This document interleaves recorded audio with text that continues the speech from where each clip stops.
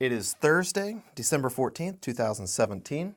My name is Ashton Ellett. I'm here with former State Senator Chuck Clay, former Georgia Republican Party Chairman Chuck Clay, with another installment of the Two-Party Georgia Oral History Project, sponsored by the Richard B. Russell Library at the University of Georgia. Thank you very much, Chuck, for joining us. My pleasure. Really do appreciate Anything it. to avoid work. Hey, there are worse excuses in the world. Absolutely. Love to be here. We are honored and privileged. No, love to be in Athens. Tell me a little bit about your, just to begin with, your childhood and upbringing. I know you put a lot of mileage on that. Not unique. I was a military brat. My dad was a career Air Force officer. And I think it may be mentioned the other day, but I was born in Tampa, Florida, moved to Alabama, moved to Virginia, moved down to Puerto Rico, then moved out to Nebraska. Culture shock. Puerto Rico and Nebraska in the winter. Then back to Virginia, out to Texas, back to Virginia, then out to Hawaii, then out to Thailand, Bangkok, back to Hawaii, then to Colorado, and then I went off to college. So all those occurred sort of in my growing up period, and then I went to Chapel Hill undergraduate and Georgia law. Now, why was your dad moving around? That because that's a lot of moving, even for a Well, military I personnel. don't It know seems for like a this lot. day and time. I know back then most of those tours were 2 to 2.5 years. Okay. So 3 would have been a long tour, but normally you'd looked at a 2.5 year time frame for most duty tours for officer or NCO too. What did you learn? What did you take from that experience? The first 18 years of your life sounds like you lived in about 17 or 18 different places. A couple of them were repeats, but Sure, yeah. sure. What did you take from that? I treasure that in many ways, and you really can't analyze yourself terribly well. So I look more externally. I think it was a great education. You do live to learn and learn to live a little bit, certainly about other states, but in some cases, different cultures.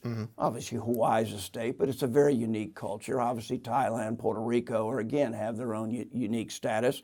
I probably never would have chosen to live in Nebraska or Waco, Texas. I loved them. They were both wonderful places to be with wonderful, wonderful people, great schools, all that good stuff growing up as a kid with your Red Ryder BB gun and plenty of places to go shoot it out there. The other one is I think you learn to be pretty adaptable fairly quickly. You make friendships or you jettison them. You're going to leave in 2 years, and I guess if you live long enough, it's amazing who you'll cross paths again. But in many cases, you're not going to see your classmates and stuff again after 2.5 years. We often live by mottos such as, don't ever become friends with the first person who's friendly to you because they have no friends. So you didn't want to be that kid. So you had to kind of work your way. It's a tough life lesson. Tough life lesson, but some truth to that.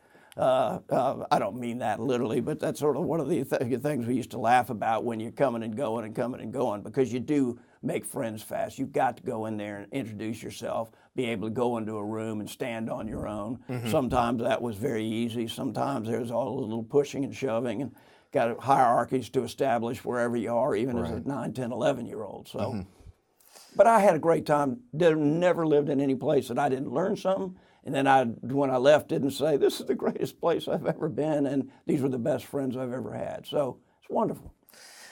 Now, your last name, you come descended from the Clay family. Correct. If they're claiming.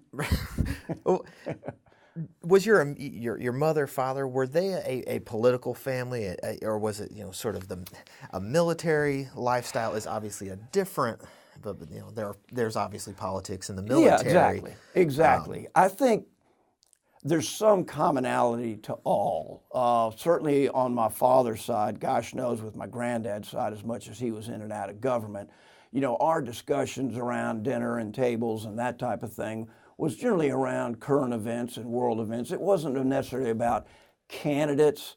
You might know an obvious preference, but I never knew whether my parents voted for Kennedy or Nixon in 1960. I met Kennedy out there. It's the only reason I remember that because he was on the campaign trail and they needed a photo op. So the public affairs officer at Offutt rounded up a bunch of us kids to meet him at the airplane.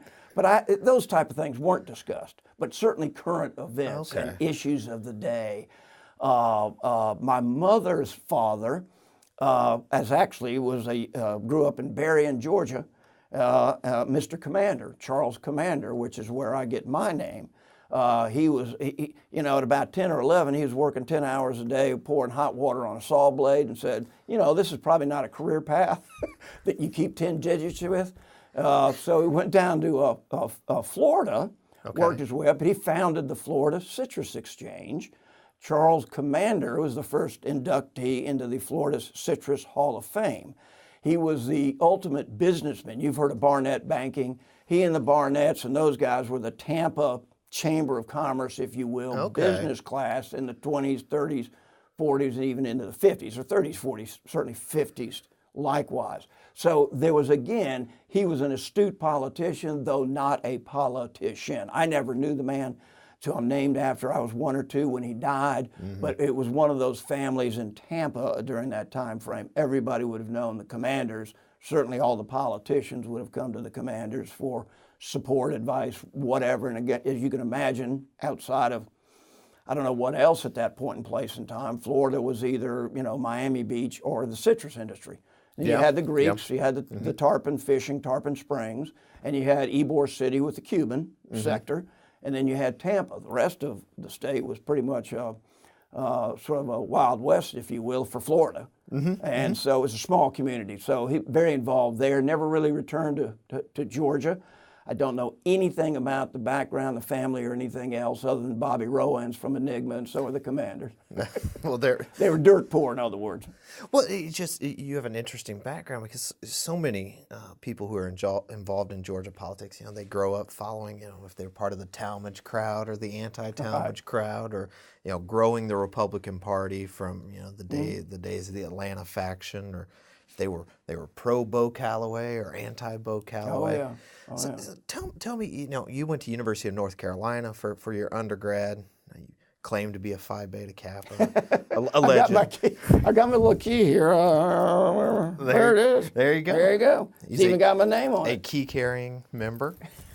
How did you decide to work your way back to Georgia as somebody who had been all over the country and the world? I planned to go back and do what my true spirit was calling me to do, which is be a bum in Hawaii, but it was just even too expensive. No, what I had to do, I had mine on my senior year at college at North Carolina, and I had gone back out to Hawaii, was working out there back in my proud member of the AFL-CIO out there, slinging a hammer and a pick, but being well paid to do it. But I had to come back and get incompletes because I had to take them because I had mono. And once I got back in mono, and this would have been 73, that recession, the first oil embargo, all those things hit where I had a good job. I was running a restaurant, having a great time. And so everything kind of faded. What does that mean? It's probably my stomach. I think, well, whatever. And so I stayed in Chapel Hill. After a year or two after school, I said, I got to get I can't do this forever. I could, but so I applied to law schools. I really looked at the map and said I knew family was from Georgia. I hadn't really ever been here, but I knew Atlanta would be a place where a young person, man or woman, could come in and start a business, a career, a background, and you had a greater opportunity with some familiarity to grow. Charlotte was the big town where I was, but Charlotte even then was pretty insular city, and it didn't have that reputation as being fast on the grow like Atlanta did. Right. I was lucky enough to get into Georgia Law School. I got dumped off at the gates up here I got in 3 days before classes started. They dumped me at the gates, and I had to go and ask, where's the University of Georgia? Which is by, how I started law school. So there were no clays left in Cobb County, or not in Cobb, though I say that there may have been different. If there's a clay out there somewhere, we're probably related in some form or fashion. Right. That's not me looking down. I just didn't grow up there, so I don't know those connections. There certainly were in Atlanta. Steve Clay, who was the grandson of Lex Clay, was supposed to be a brilliant, the smartest of the Clays. And his son, Steve Clay, graduated from Marietta High School like in the 20s, was one of the great lineman athletes. He went on to be a lawyer. There's like 5, 6 now generations of lawyers on that direct branch, from Lex Clay down to A.S. Clay, the 4th, 5th, 6th, or whatever they are. They're friends and they're close to us. I'm not being facetious about that. All wonderful people. Steve Clay, the second, was killed in a plane crash right after World War II, civil. And you remember the great Orley? Oh, yeah. His mother was killed 20 years later in the Orley plane crash. Oh, wow. But is one of the most distinguished lawyers in Atlanta, A.S. Clay III. And if you're ever doing history in that neck of the woods, brilliant, fun, delightful, has everything I don't. Good looks, smarts, Yale, Harvard, wherever he's got the pedigree. He's probably a Phi Beta Kappa. Yeah, too. whatever they have up there, he is. That much I know. It's probably a much higher order than that. I just don't know what the names would be up there. Well, all joking aside, what was it like when you finished law school? What was it like getting into your early professional career? Well, in some ways, it was very simple. I must say, while I loved my time in Athens, I wasn't just bowled over with joys and goosebumps about the law school experience. Not only was People it would wonder about you. Well, well, some people, like my wife, she loved it. She was a graduate, much younger than me, but as a law school. What, are you crazy? Must have changed a lot since I was there. So when I got to it, I knew I didn't want to be a corporate type lawyer. That wasn't me. So I got to the end of school, and I'd been up around Virginia. I knew I could go up and probably tag on to a government job, and then maybe you move to another state. Or I'd interviewed with the CIA. I thought about going up there. Dean Rusk was teaching here. Oh, He had made some contacts. My dad's best friend was head of Defense Intelligence, General Tye, back when I was getting out. Fine man, Tighe. And so we talked about all those. And I was leaving law school. Back then you could take the bar and graduate and already get your license and practice when you graduated. It's changed the day a I little graduated, I got sworn in, did a divorce to put $200 in my pocket. And then I saw a little sign on the job board. Sometimes things are serendipitous. I never went by there. I'm not sure I was ever going to practice law. But it said, Solicitor's Office, Marietta, Georgia, Cobb County. I said, well, I know the family was from over there. I'm just going to drive over and ask. And I did. And Herb Rivers, who was the Solicitor General back then, said, I want to hire you. When can you start? I don't know, now? Can I go plug in now so I can have gas to get home? But really hired me on that day, and I came over, and it has been a wonderful place to me. Personally, it was unbelievable sort of winding back and seeing a statue on the square. He's got all the hair. What happened to my hair, Gene? It looks like Elvis Presley do, sure enough. And you had names and schools and then some. The Marietta paper, and Otis Brumby, the owner, Junior, the third who's running it now, is a fine young man. His dad was a very close and dear friend, neighbors for years and years and years. Could rip you to shreds. But that paper does a magnificent job of sort of keeping history alive. And the number of families that were there, from the Glovers to Sessions to Goldsteins to Brumbies to, I could go on. I'm sure I'm missing a half a dozen. Sprayberry and they're still there. Yep. And many cases still being very prominent and good community citizens. And it's been a wonderful sort of mixture of both new but historical that is now being lovingly maintained. The square was rebuilt. John Williams gave the money for that. Now, is this the Cobb Landmark? Well, they have certainly become an integral part. Okay. Down there in the old Root House where they have their office. Been there. In fact, I have to go there and get 3 of those Marietta house books that are beautiful coffee. Well, I say this because I wouldn't have had a master's thesis without with not only the Marietta Daily Journal, but the old Cobb County Times, which was the weekly paper, which was oddly it was they had divergent editorial pages, even though it was the same family. Journal-Constitution, back in the day when they both existed. I was a Washington Star paper boy as a kid. Washington Star. When the Post was eventually took over everything. Right, but that was a great 6th, 7th grade job for me. And then you have Professor Tom Scott's Oh, yeah. massive Yeah. Know him well. encyclopedic tome on Cobb County. The first 100 years, and he said, I'm going to make it at least one page longer. I didn't think it was possible, but he did. Oh, he's Mary Gober and Tom Scott. I've got them both originals side by side. He is a great scholar of Cobb County. Oh, he is. Very, very lucky to have him. And I served, he asked me to serve. He was head of it, which I forgot what's the name. They had a little, like, historical round table, a little bit like the Civil War, the history one over here at the Atlanta History Center that we were doing. It wasn't just Civil War, but things that I never, was it the Rosen something schools? Because we had one of those folks of that family come and talk to, it's not Rosen, it's Rosen something. Rosen, but it doesn't matter. But I'd never heard of it. I'd never heard of Leo Frank until I moved out there and they were doing articles on. Well, why would you? Yeah, you moved around enough that's not something you would have grown up with. Never heard of it in law school. It wasn't until I was going there, the Marietta paper it is was Rosenwald. Rosenwald. I think it is. It is. But things like that, and some would be historians. They'd have one big sort of weekend meeting a year. But my point is, I worked very closely with both he and Kathy over the years. Oh yeah, they're both great. Credits to the community in every sense. So tell me about the Cobb County as you discovered. It's this sort of prime Sunbelt Cobb County on the upswing.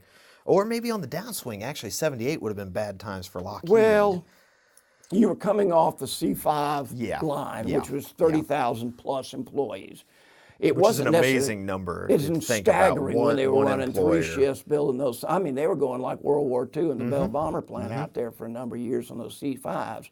You see them flying off that line all the time and thinking, my house was under the flight line for a number of years, and which I liked. But you look and feel like you touched the daggone things. I mean, if that can't be flying. It takes a while to get those tanks up there. God dang.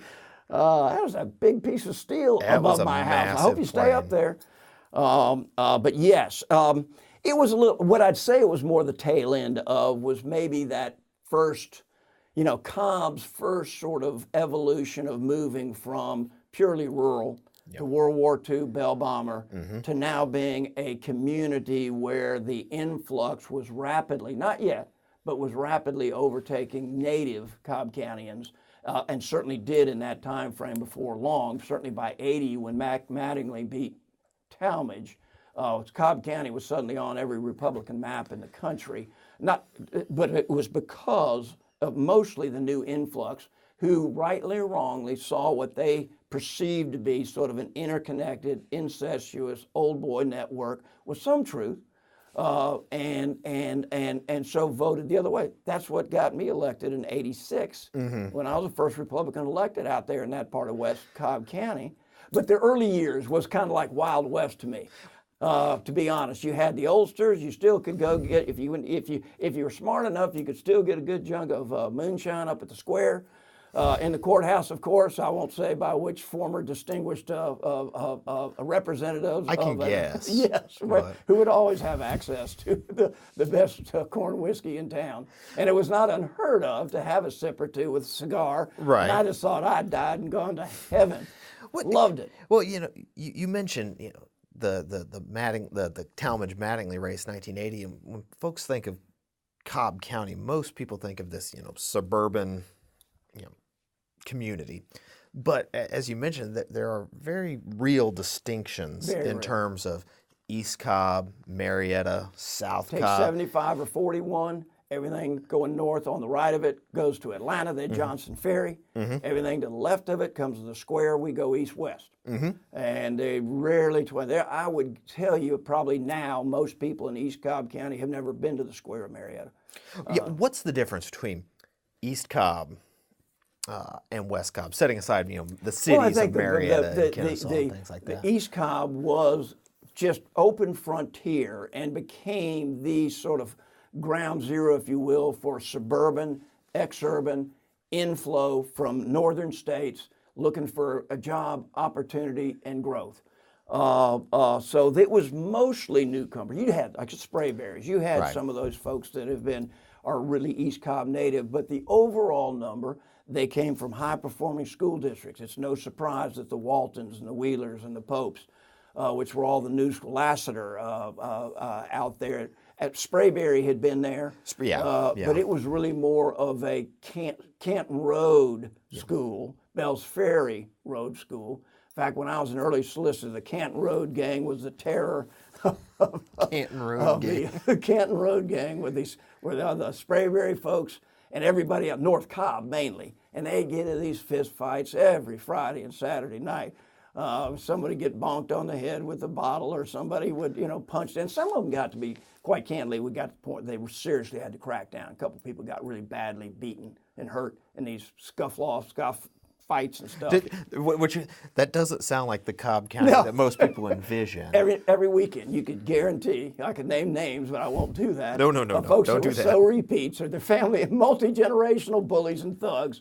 That's just what you did. Mm-hmm. Folks from North Cobb would come down to Sprayberry or vice versa and beat each other up. That was entertainment. You didn't have all the TV channels, so why not do it to ourselves? We can provide our own entertainment, and they did. Now, what was West Cobb like? West Cobb was all basically cities back then. Okay. So you had the historical cities of Ackworth, obviously, and we know that history. Yeah. And it's interesting because it has always had a strong and historic African-American community in Ackworth that I find very interesting. They've been part of the political process long before African-Americans were elected elsewhere around the suburban parts of the county. Obviously, Kennesaw, great locomotive chase. Again, was a very defined community. Marietta was and still is, and it's great, is the kind of the heart, the throb. It's the heart, if you will, political ground zero. It's it certainly is an economic engine, but if you'd have to go up, if you look at town center and stuff, but it still remains kind of the cultural and political heartbeat. As we used to say, there was a Cobb bar and there's a Marietta bar, and the twain never meets. I mean, everybody in the Marietta bar all knew each other. We fought each other. They partied together. We told jokes together. We'd regale each other with half nonsensical. And the greatest storytellers in the world were still practicing law. The Roy Barnes and the Bob Flanoys and Al Cochran and the Ray Gary. Go on down, Buddy Darden. I go down just waiting for a calendar call was a joy back then. We had a fist fight, Buddy and Ray Gary, the big rumble, our rumble in the jungle. They had egged each other on the court to the level that you hear this sound like a freight train. That's old Ray Gary Jr. Pow, and tackles Buddy. I've never heard this story. Always drives there. We got fight in the back of the courthouse. Oh my gosh. The bungle in the jungle. The great Cobb County. I'm going to write that down. You can actually ask either Buddy or Ray Gary. But again, it was an easy place. I gave in at a ground where it's surprising. Solicitor's office about as low on the rung on a legal totem pole you can get. You started out running traffic court. You learned how to try cases. The solicitor's office was misdemeanor work. But I was with graduates certainly from Georgia. Some of the night schools, not a problem, they're great lawyers. But it was that cusp of coming in. I was getting guys from Emory, the UVA undergraduate, Emory, and certainly UGA.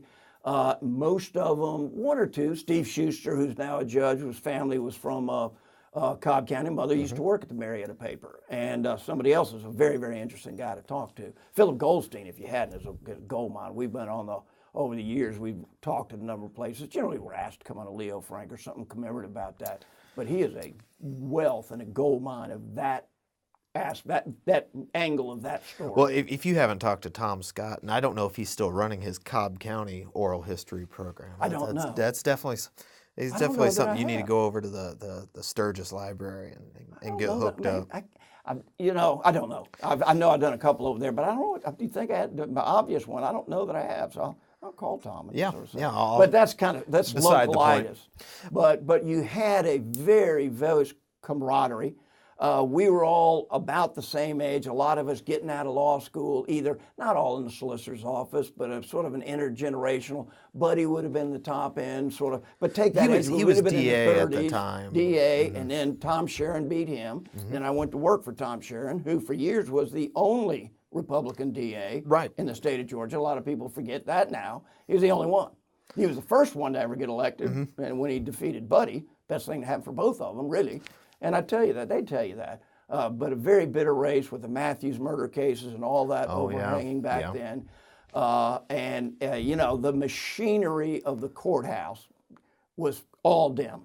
Right. All Democrat. And this would have been Ernest Barrett was Joe Mack Wilson. Joe Mack Wilson. Al Burris was a giant and a fine man.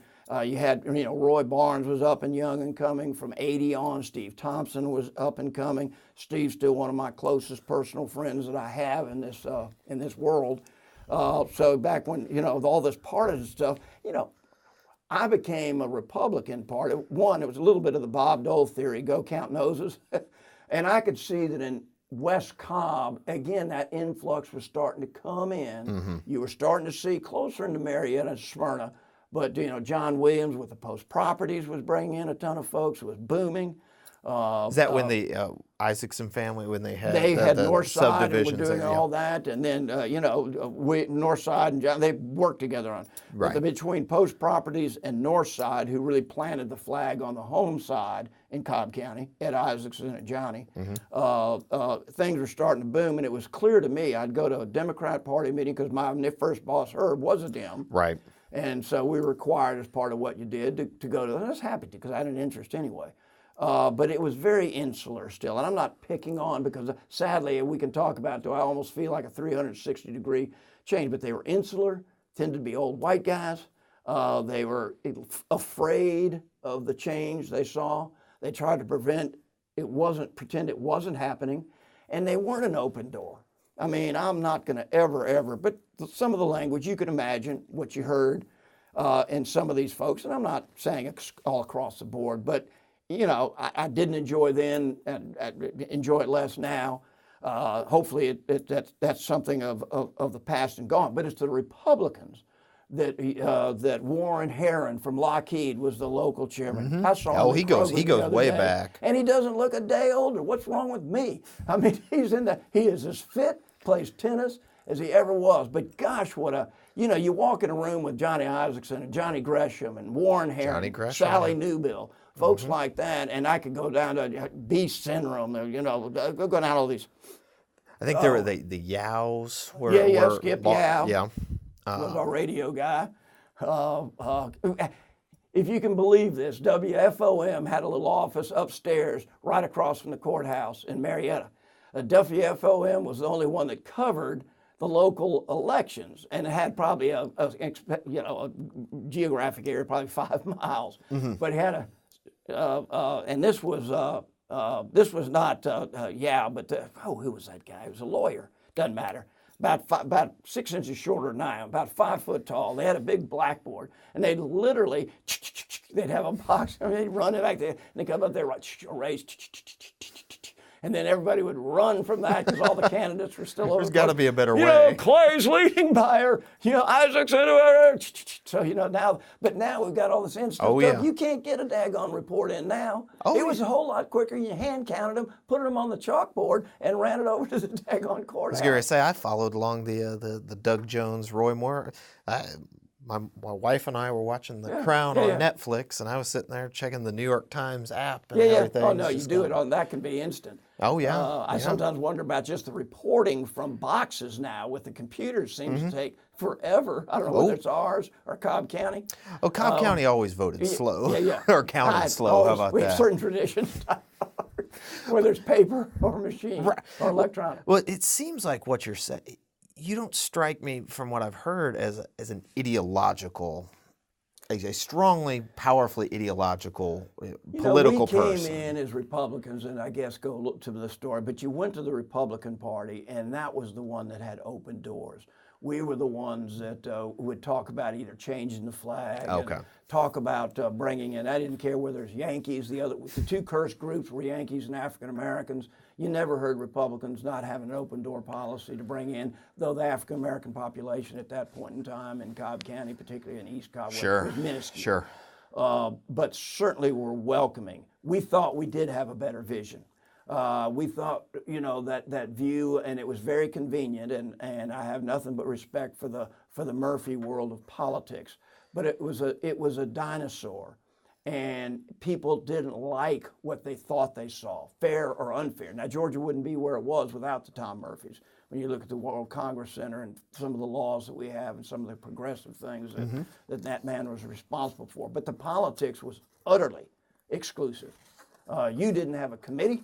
You didn't have a vice chairmanship. You didn't have a secretary or whoever else were the officers of any committee during that time frame of the General Assembly. You didn't have that many Republicans. Yeah, well, you didn't have, really. but you had people like Mike Egan. Oh, sure. That I would always say is the smartest human being. Otis Brumby and Mike Egan are the two smartest human beings I've ever had the pleasure. Never left talking to either one of those people without having learned something new. And I consider myself a pretty well-read. I don't pat myself on a lot, but I do read and always have. Those guys were a treasure trove of information and stories and wit and wisdom. Now, you're not utilizing a Mike Egan or a Julian Bond, or Paul Coverdale, or Paul Coverdale, Dorothy Felton, the list. Luther Colbert. Some of these folks that go down the way, even Carl Harrison, my mentor, from the Harrison Glass Company. But so we really thought we'd have an open, more transparent, more ethical. This was back in the scandal. You may remember when all these part-time, all these legislators could get full-time credit for part-time service. So you spent 20 years at the General Assembly, then you go out and be 5 years as Revenue Commissioner, Marcus Collins, and then they would consider that 25 years. I'm from Illinois. I know how this works. Okay, yeah, then you know. Now, they weren't doing anything wrong at the time. But it was certainly the law. So people were looking at it and said, man, this ain't right. And again, maybe unfair. And my point was, yes, we were fiscal conservative, but so were the Murphys and that all. So I think I'm ideological, but this has never been a state that's lurched from liberal to conservative. Right. It doesn't. It's conservative and a different kind of conservative. How would you describe it? I mean, we're jumping ahead a little bit because that's something I always want to ask is how would you describe the politics, the governing philosophy? You can set aside, the opposition parties because at some level it doesn't really matter what the ideology of the opposition party is. Right. What is the governing philosophy? Right. What is the governing philosophy? If you had to draw a line, can you draw a line from the Jimmy Carters, the George Busbys, the Joe Frank Harrises, through to the present? Yeah, I think that line at that level is pretty daggone consistent. You do? Yeah. You got to remember when we broke that barrier with Sonny, he had spent all his life as a conservative Democrat. Right. And he was. He, like me, at a different part of the state, got to a point where, in many ways, the National Democratic Party was shredding the conservative Southern Democratic parties. Right. Nobody gives Guy Milner credit. Did you know that Guy Milner changed the state of Georgia forever? Oh, I'd like to hear your thoughts on that. Zell, all those yellow dog, all the rural southern counties were conservative. This they is were in still 94. white controlled, or even early. When did he first run? He ran 94, 96, 98. Okay, 94, yes, in 94. He won every rural county as a Republican. Which you really can't understate what that meant. I mean, that was a seismic for a shift Republican. because those courthouses, the sheriffs, the DAs, and then the elected officials came over. The sheriffs started coming over and moving to that Republican side. And that was also, if you remember, 90, because I was one of two Republicans on the reapportionment committee. That's another story. Put it in your Rolodex. Sometime we want to talk about the good and the bad. But that was when we adopted what was called the Black Max Plan. Yeah, the 91 plan. 91, adopted in 92, then challenged in the courts, and then it was thrown out, and we came back with a special session, 93 or 94. How much coordination did you, the state, because this would have been, Alec Poitevin would have been chairman, how much coordination did you have with Lee Atwater's RNC and the Bush Justice Department? At that time, I certainly had little or none. Okay. What I did learn, and this was me running, so it was a bit later, was very much influenced by GOPAC, Okay. and Newt Gingrich. When he would This has actually been come Gingrich and speak. and Bo Calloway. Yeah, they were. But Newt provided just outstanding stuff I still use in my own just everyday speechifying if I'm talking to groups of people, things I learned from GoPack. And that certainly became a Washington connection. But in terms of the, Bush and Atwater and really more of that Washington base, that really came, and I don't want to say completely later, but it certainly was very extremely close when Bush won. Okay. Was running. We were all connected at the hip. Fred Cooper, Eric Tannenblatt was that team. And so Paul we were Coverdell and was- Paul, absolutely, on the Senate side or in the elected side. Paul took me up when I was a freshman legislator to Washington, D.C., and that's what I always thought one of my other Right. This would have been heroes. 88, so, Yeah, so the 88. presidential election. And A to meet fraught some like time for Bush Georgia and, Republicans. Boyd and Gray and some of these folks. I didn't remember me, but for a young guy, you thought you died and gone to heaven. You were, the minority leader of the Georgia Senate, and I've been there 1 year or something like that, and flying up in a private plane, which was utterly and completely appropriate. Turboprop, I might add, that on the way back, we must have had felt like a 600-mile-an-hour headwind. And so I thought we were in a helicopter. We couldn't get past Charlotte. I kept thinking, God, we finally get Atlanta. And they go, nope, that's still Charlotte. Are we even moving? I mean, give me a damn laser light, and I don't think we've moved 10 miles in the last 30 minutes. Are we ever going to get home? Guess you couldn't fly over You couldn't fly over not the with that. turboprop. And it was just, it wasn't so much, it was just blowing like a gale force wind. So we spent more time than we had planned to spend with each other, and I delighted in every second of it. So, I mean, we were indigenous in many ways because you can't start unless you elect people locally. Right. So a Tom Sharon, a Paul Coverdale across the way, a Kill Townsend across the way. We've said another person who reaches way back to the Eisenhower days. Wonderful, wonderful people. And you're right. My granddad was one of Eisenhower's co-chairs in that 52 campaign. And that was a name. And Back when he was with the can company. Yeah, Continental Can. Continental Can, CEO that's right. then, the largest packaging company in the world. Yep. Under his tutelage. But then the highway, all those things at that time in place. There's a reason why 85, 75, and I-20 all come from Atlanta. We're from Marietta. That seems like a good place to put them, Now we probably curse the high heavens. But it was one of the pieces with the airport that put Atlanta on the absolutely. map. So I knew, was familiar with those times. Kill certainly goes back to that time frame, and there are others that might occur. So you got to get people on the ground that people admire, know, and are good candidates. Well, that's good candidates. Without you can't win. John Thune was on the radio this morning, and they were talking about Roy Moore, and his epitaph was, if you're unelected, you generally don't get elected. And so we used to laugh sometimes on my GOP trips to South Georgia. The three people would show up were only because they couldn't get in the Kiwanis Club, or they let Otis out of the jail cell for the day. Here's an Andy Griffith reference for you. Absolutely. Who doesn't love Otis? Who doesn't still watch Andy Griffith? I do. So some put out Lions Club members that hadn't made it to Rotary. I'm besmirching Lions Club. I shouldn't do that. I'm a Kiwanian, so I can say that as a very proud Kiwanian. But that's sort of your path. That you were at the solicitor's office and then county commission, which was a big West Cobb again was a big win. I learned a heck of a lot more probably than I ever gave. But one of the little things you do as a county commissioner, these are all asides, but a very good friend, in fact, the brother of a girl that I'd been dating, and we weren't, but we're very close, still all close friends. Brother was killed in a worksite cave-in. And and they're so avoidable. And that's, guess, when it hits home to you. And so I had originally was going to put in a county bylaw or county that would require, one, education, and two, which OSHA's stricter about now, either the box or the cutbacks on the banks. And there was a voluntary program where folks have to come and say they have taken contractors, when they file their papers, that they have completed the course and that we're in compliance with all OSHA rules. You never saw steel boxes. You see them everywhere now on work sites. We hadn't had a death in Cobb County after that.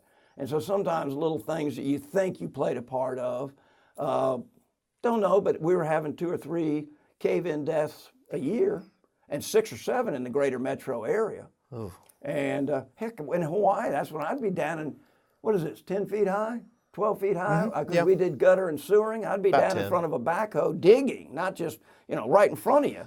And then we'd be leveling and throwing the excess scree, if you will, or coral or bottoms, because this is Hawaii, in the front end loader bucket. He'd take it and dump it, come right up back down, and we'd dig in those things all day long. Put a rag over your face so you could breathe, and swing a pick for 7, 8 hours on these holes. And I think back of that, thank you, Lord, because I can remember thinking, what'd they say it takes, 8, 10 inches of cave in of a certain tonnage, you can't get out. So I didn't mean to go on a side on that, but I learned a heck of a lot about there is nothing like being a county commissioner to know where the potholes are, the Right. barking dogs are, the non-working lights, and the trash pickup that doesn't Practical arrive. politics. It's very, very hands-on. When you got a woman calling you at 2 a.m. who's 85 years old and the water's been cut off, I knew I could call Harry Ingram, another one of the great names out there. What relation is that to Judge Conley Ingram? I don't. They're distantly, but Robert Ingram is his son. Okay. Past president of the bar and very distinguished lawyer out there. Harry was the water guy for me. But you could call Harry at 2 a.m. and say, Harry, I got a widow woman and she's just in tears out there and she's cold and she hadn't have water. 5 minutes, he'd have that damn water turned on. I don't even know that you could do that now. Ditto with Ernest Barrett. Ernest picked up the telephone, another one of the great giants in Cobb County history. As conservative as it comes. He's a dry cleaning operator. Hardly the ivory tower background. Brilliant man. Brilliant man. And I sometimes scratch my head in this sort of reveling, and I'm way off because I'm not sermonizing, but this revelry we have in ignorance. Because a guy like Mr. Commander, my father probably had an 8th grade formal education, he would have been ashamed to have somebody think that he wasn't a man of letters. You look at those Civil War letters, you look at the letters, and you look at things by Ernest Barrett, you might as well be thinking you were talking out there to one of the Hoover Institute in Stanford. I mean, he knew his business, and he could articulate it as well as anybody. And I'm not belittling the degrees and stuff, but that's the kind of makeup you had of people that were, they were connected to the earth, the soil, and small business. But he was far-sighted. These are the guys that put in the sewer when everybody said, what are you doing? We got plenty of septic tanks out here.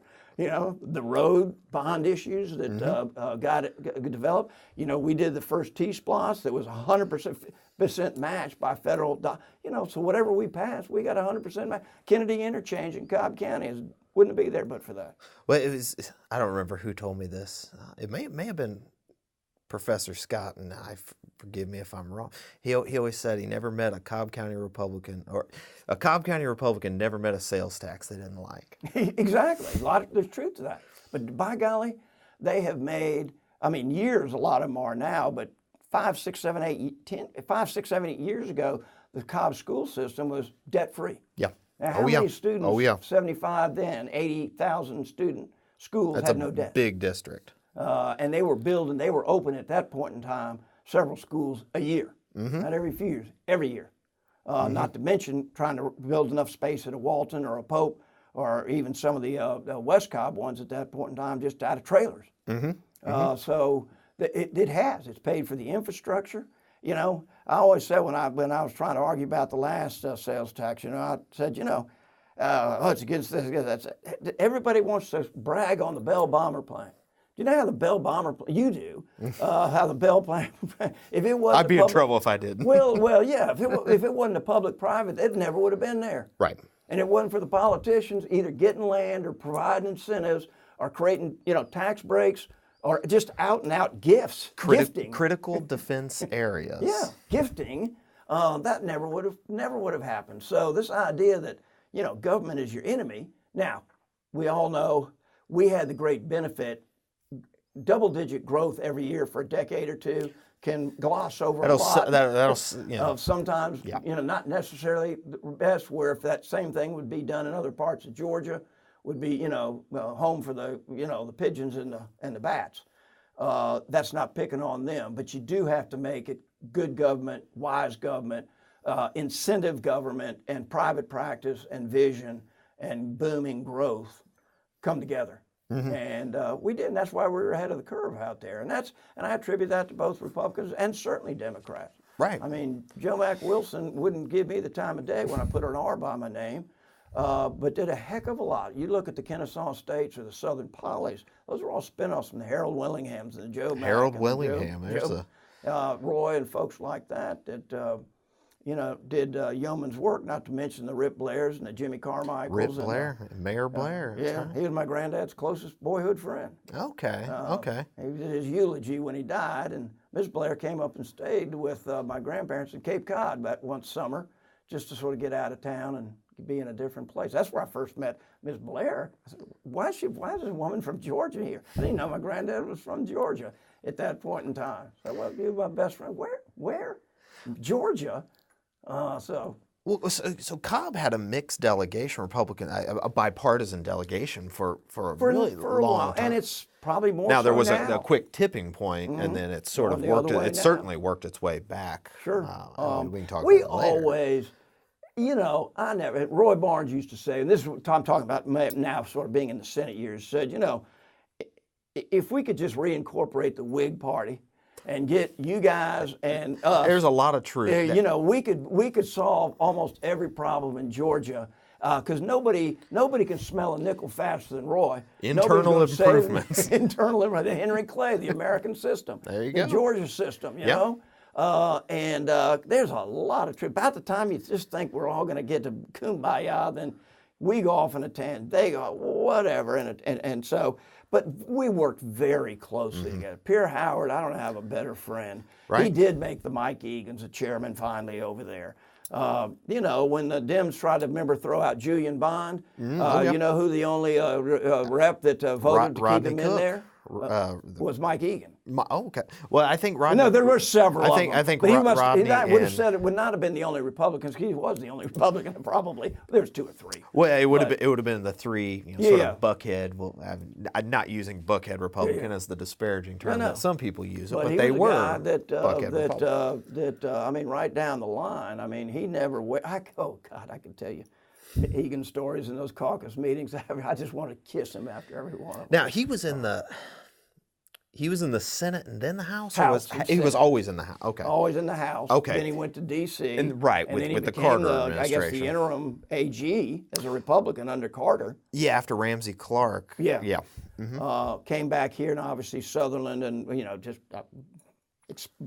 huge law practice. Yeah, And Elbert nobody Tuttle's speaks old of- law practice. Oh yeah, and just you couldn't punch out a more sort of an Irish Paul, other than the fact he was slender and in great shape, and but he had that slightly red nose. He loved to have an Irish whiskey or two, not all the time. I don't Had to have been one of the few Catholics in the totally in the, right had to down have the been. line. Right down the line, Mother Mary and his rosary beads. We're both Episcopalian, so we sort of know. We sort of know chain it. is sort of my rosary beads there, but and I do have my Episcopal cross there, so is part of that. But he could tell a story, but more importantly, he did a point in his life where he just didn't have to give a hoot in hell. If he got he wasn't going to get defeated where he was. But he could he puncture a really bad idea that we were starting to get into as Republicans. Things that maybe in this day and time define, unfortunately, in my view, much of the Republican. Yeah, we can definitely talk about. But to answer your question, we all got along very, very well. I mean, I was, being around the courthouse, there was nothing like being invited to a party out at the old Hicks Penley Lodge. now that's Barrett Parkway. Hicks Penley was a fish camp out there in the Barrett woods. Parkway has grown up a little bit. Yeah, been around that. It's That basically was way just hotels and out. That was restaurants way out now. in the woods. But oh man, go out there with liquor. Get up there around and song Chastain and then. there may have been some of that Defusky Island stuff. I don't remember, but there was certainly a good time had, but you really felt it wasn't just that. But a bar party, I wouldn't have missed a bar function. The lawyers, the politicos, the courthouse people. Some of them were elected, many of them were not. Flournoy was elected one term, and even his own big yap got him run out after one term. But he didn't love to hang around with Bob Flournoy. Now, some people talk about the relationships they had with take for instance the Georgia House with Speaker Murphy. Yeah, people have called him a dictator and authoritarian. He certainly didn't like Republicans. I don't know if it was a personal thing or if just a political thing. Oh, But what was your relationship with your colleagues in the state Senate? in the Senate, Yeah. extremely close. And this is across party lines. I mean, it was interesting. I would've don't been know small why, party, but it's but the yeah. 37th Senate seat from then pretty much lily white Cobb County. I was back then Yeah, part of in the middle Cherokee, of the Black right? Caucus. And I said, well, we got about 2%, so no wonder. But yet, Congressman Scott was on one side of me. Oh, yeah, The old Horace Tate was on one. A great guy. David Scott and I have become, we're so running pals because I could vote for his hideous landfill bills that he was right to do, which is terrible policy. Didn't hurt me out in Cobb County. You know, it wasn't an issue where people trying to put damn dumps in everybody's backyard and every block and killing his neighborhoods. Then you had Arthur Langford was there, Arthur with the gold tooth, Arthur, and then Al Scott. Now he was sat in the front because he was from Savannah. And then later Ralph Abernathy. You know, I know Ralph gets, and sadly, bless his soul, died of cancer not too long left. That would have been Now, the he third, came a Ralph little the bit later. third?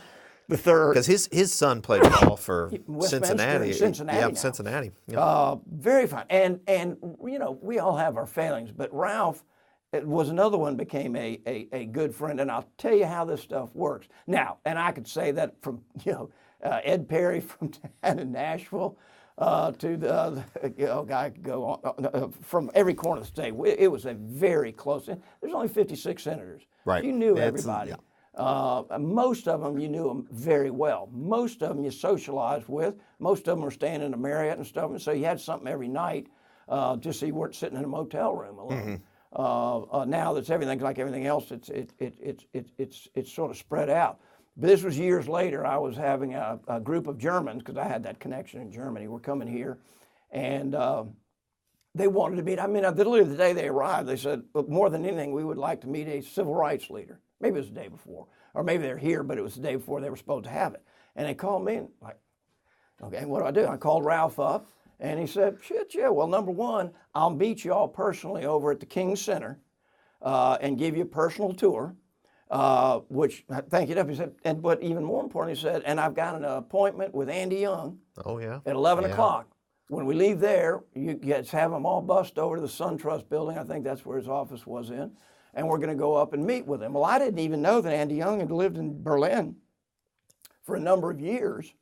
I don't know whether it was as part of the ministry or whether, I can't remember, but he was several years living in Berlin. I don't think I ever knew. Yeah, and they had a wonderful, they just lit up. It made their entire trip. They all Speaking got of trooped serendipity. together. Yeah, exactly.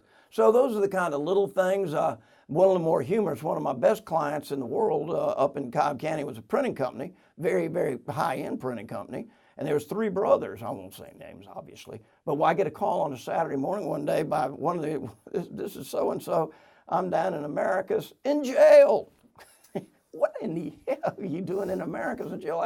I'm down here with my son for Little League, and I got in an argument with the, as usual, the umpire. And the gendarmes took him gladly to the, the top of Americus, the city jail. So I said, God, I don't know what I knew anybody in Americus. And I called this municipal court, because that's who would be handling it, to see if I could get. And they said, the municipal court of the city of Americus, the Honorable Judge James Skipper presiding. So I said, yeah, baby, I got this one. You'll never know how that network. I called Jim, and he said, write me a letter saying he'll never return to Sumter County, and exiled from Sumter. It's in the mail. I don't think we had computers then, but it's in the mail. So those friendships carry over, not just in politics, but in a lot of ways. Steve Thompson's a godparent of one of my sons, and I was telling Tim Golden, retired out of Valdosta. He's on the GDOT now, called up. Yeah. And I've struck up, we were always good friends, but we've struck up just a great relationship. In fact, I'm going to drive down there in the next few days to Valdosta just to have lunch. Get something close up to Christmas. We got both of us an interest in history. He's kind of writing a history, actually, is interesting on GDOT. And one of one of my granddad's brothers was actually chairman That's of the right. board, Ryburn Clay. And then, of course, my granddad had done, so he was interested in some of that, had designed the highway system for Eisenhower. So we're meeting kind of enjoyed, but those are lifetime, and never in a million years have had. So it's a wonderful camaraderie, partisanship aside, in a world of such, I think a lot We of live it's in not interesting true. times. It is interesting times, and in many cases, not necessarily good. Right. What? In terms of politics, Right. government. Right. So you got there in '88, and 11th Republican, I believe, if I remember. I think 11 that's or 12. right. 11 That's or right. 12, something like That's that. up from the post Watergate 5. In '86, Skin got elected. Yeah. Sally yeah. Newbill got elected, and I got elected to the Board of Commissioners. Those were the three Republican wins Right. that year of '86. Yes. And then when Carl Harrison died, some of his folks that were my friends asked me to run. I was out in Colorado. I was visiting my family, and they flew me back. I said, if you're willing to fly me back, my house was in the district by my house. So I said, God, with that kind of, I'm not saying the Lord Almighty or anything like that, but with that kind of, it's just like you're never going to pull the damn boat, your full house late at night. But I pulled the full house on that one, so she Yeah. ran Get and the got inside elected. straight. Yeah. That's Yeah. well. That's interesting. You were there. You got there in '88. That's really setting aside statewide elections, which were disappointing for Republicans. Yeah. That's really the growth of the bench for Yes. Yeah. the Republican Party. Callaway top down, wouldn't go to work, didn't work. Obviously, Maybe yeah. should have worked, but didn't. And it was not until we actually started electing sort of grassroots folks sort of percolating up from the bottom up. And they were good people. I mean, I'm very proud of what, by and large, the Republicans showcased in that time frame, as they really did grow from kind of a, purely an in-town buckhead. Or at least the donut. And then certainly next to the donut, the Isaacsons and then Johnny Greshams and some of those folks were elected in. And then, but the numbers were still very, very small. And Johnny would probably tell you, I mean, anything he got done in the House he did have a close working relationship with the Speaker and any of those leadership. Or what they used to call the urban caucus or the metropolitan caucus, especially on transportation. It's like the Union caucus. The inside joke, the one man, a Republican Union caucus. But you mentioned earlier, driving around, going through South Georgia and these rural counties. What, as a state senator, what role did you have in, obviously policy, such that it was for the 11-person Republican caucus? And we had great think tank material. Oh my gosh! Right, we right. really did have some bright lights. Most of the best was just co-opted. Yeah. If you didn't care if your name was on it, it became I gave law. 2 or 3 of those right off the front of my head. Right. And you knew that. Right. But what was your role as a party builder?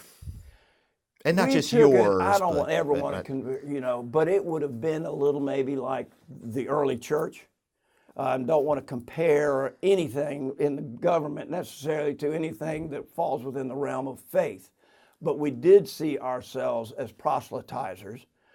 We did see this as a mandate for all Georgians, not just urban, suburban, first-tier Georgians. I remember as a county commissioner, we went up to Queens, New York to help recruit Heidelberg to come down, which they did, and located their headquarters in Cobb County.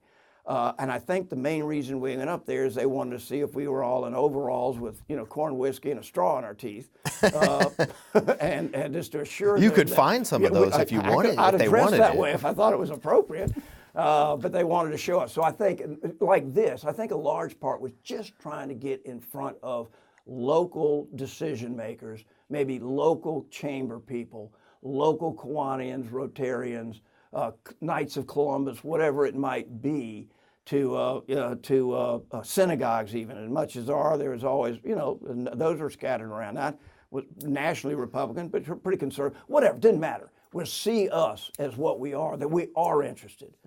And I learned, I didn't know dilly squat other than, growing pumpkin seeds in my backyard, or, we had little gardens as kids, don't get me wrong, and my parents, but, I certainly was aware of the importance of agriculture.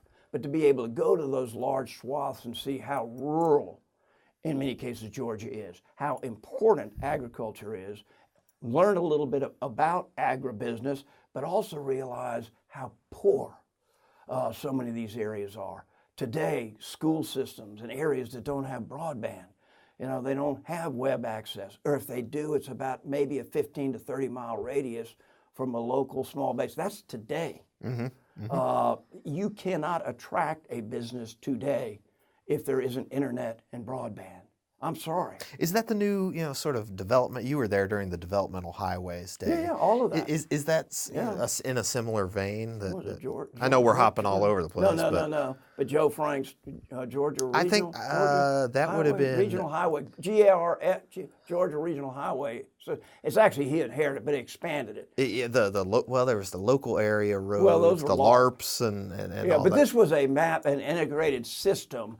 Much of sort what of grew out of that the two Georgias we controversy. We never did the obviously the perimeter outer loop. The outer perimeter, the northern arc, and the other one was really the Bremen highway from Tennessee down to Florida, Corridor running Z. on that to take all that truck traffic down to 75. Oh, that's right, yeah. Or on the far side of the state in an area that would love to have it, right, for economic development. Now we've sort of pastiched it together, but it would have been really pretty nice if you had a pretty much controlled access highway, because that would take so much of that traffic that really doesn't want to be in Atlanta, like the Northern Arc. Now the Northern Arc would have taken it east. This would have taken it a little bit west. Right. But still would have been a godsend, I think, for both economic development and traffic relief. But, the good plans, as I say, sometimes don't always happen. But in parts of the state that, a mill of taxes raises less. There are times and places it raised less than $10,000. Now that may be more than that now, maybe $100,000, $50,000, whatever. But in your agriculture, you can't tax ag at 20 mills. Mm-hmm. Like it's not Clark County. No, you can't do that. Yeah. So it's tough, and so learning for us, I hope it started to lay a track down in those parts of the states where you saw Republicans who cared, you saw Republicans who weren't complete dingbats, and you started talking about an alternative when folks weren't looking for you. And most people in these areas from the chamber, business, go to the Kiwanis, Rotary, the president, they'd scratch your head if they say we're having somebody from the Republican Party. Why would we do that? Was it simply inertia? Was it a fear of losing what little they may history. have had? Okay. Pure history. It grew out, obviously, of the Reconstruction South. It was my great-grandfather would have been a classic example of a guy that would be a modern today Republican if you looked at his ideology. Right. But they were for the small farmer. They were against the Sugar Trust. They were against the Spanish-American War. They were against the Hawaii annexations. They were for the small guy. Tom Watson is, cursed maybe his memory in some respects, but he was their hero. And A.S. Clay was the chairman of the Democratic Party who got him incorporated back in the Democratic, because if you remember, they were split off as a populist. Mm-hmm. And the Greenbackers and the populists. And they created the Democratic Party that controlled Georgia, really up until modern times, really up, to Murphy and Sonny almost to that point in place in time. So history, they were the good guys. Then the New Deal. That solidified it, cemented everything. Sure. Even my dad in Marietta could tell you what rural electrification meant to a place like Cobb. You had the individual street lights and a little bit of self-generated hum in the in the lamps. But rural electrification was the other big saving grace of the Democrats. Massive government program. Massive government program. TVA up a little further north. Mm-hmm. These things were not looked down on. These things were championed as really almost manna from heaven. There would have been no, it doesn't matter. I love those pictures of seeing Franklin Roosevelt in his stilettos, case cigarette, and driving his car in a suit, talking to some cracker down there in Pine Mountain in overalls, and looks like he hadn't had one meal in a week. And just, there's that spiritual, emotional connection Oh, that yeah, gives me goosebumps even talking about the it. portraits over the man. Oh. What did they call FDR? A traitor to his class. Oh, That was absolutely. certainly. I've heard that too by some flaggers years ago. I wanted to break it to them. I don't ever remember my granddad being connected to the Confederate flag. It's interesting, my granddad, A.S. Clay, his father, who became a U.S. Senator, and died at age 56, by the way, a young man. Some argued he might have been the first Southern VP. Lex Jolly told me that years ago. I don't know if it's true or not. Lex Jolly was the only man who actually said, I can remember as a kid seeing Senator Clay speaking on the square in Marietta. I'm sure you've been up to the Jolly Lodge up there at Kennesaw. But he said, in my entire life, and again, he was 10 or 11 when his father died. He said, I never one time heard my father say the word Confederacy. Not one time. And that's what pissed me off about the flaggers. I mean, you go to the Sons of Guns who lived through that hell. Now, his father was a farmer, dirt farmer, or a subsistence farmer down around Powder Springs. He was an anti-secessionist. People forget there was Unionists all over in Cobb County. The Mountain law. Republicans. Yeah, absolutely. He didn't betray, but he damn sure didn't join up until it came in and everybody was drafted at Kennesaw Mountain. But Senator Clay was a 10-year-old boy, and they'd be carrying water, firewood, and victuals up to the troops all during that campaign, and would have starved had Yankee troops not have fed them. Now, when you say the flaggers, you're talking about Keeping the Confederate emblem. Are you talking about when Governor Miller attempted it? All the above. Okay. For that so point Governor on. Miller through Governor Barnes, and then Governor there's Perdue. Perdue, because I was in on that one. Yeah. And for a variety of reasons. But my point of that is say, and that's stupid to try to argue with those kind of folks, but the idea of this Marietta Cobb chapter, whoever they were, Flag or TA, that's an insult to the UDC, to be honest. But, what I was talking about, these folks would be rolling up. No, they wouldn't. They wanted to put it behind them. It was not sentimental history. It was wretched. And everybody you knew had families that had died. Every other person on the square at Marietta was on a stump of some kind. And this wasn't like, oh boy, let's get teary-eyed singing, tunes at in the memory of Tara. Now, I get this, but that's a way and aside. But of all people, as my dad said, why isn't Robert E. Lee up here at Sylvanus Thayer Hall at West Point? He said, harsh as it may be, we don't recognize treason at the United States Military Academy. And that's always like a slap in the face. When I was an 11, 12-year-old boy up there visiting at West Point, he's kind of one of the demigods. No, he's fine, I'm sure, of great character. He betrayed his country. So don't mind a monument in Lexington, Virginia, where my older brother went to school. Deservedly so. But to revel in a past that even Robert E. Lee didn't revel in, I find really sort of a misappropriating history now. Well, and if you're talking I'm about off on a soapbox if you're talking about Georgia Republicans, for example, General Longstreet came down and was one of the very first Georgia Republicans, and there's a reason that James Longstreet is not on Stone Mountain. Yeah, it should be. I mean, the guy. It's funny how that kind of history works, but. Just that distortion, and I will say, when this first came up with Zell, he probably rolled over, but Newt, Bob, all of us, we were saying, we ought to change it. Now we didn't get to play, and then Zell sort of. When you say down. Bob, do you mean Bob Barr? Bob Barr. Again, going back to the progressive Republicans, we were saying, how in the world can we be a Republican Party and stand for a emblem of a Confederacy, a betrayal of the country? We say we're the party of Lincoln. I mean, come on. Now everybody kind of took a powder, and then all of rural Georgia became Republican, and they were very much opposed to changing the flag. But the first instincts of Republicans was to be with Zell. Mm-hmm.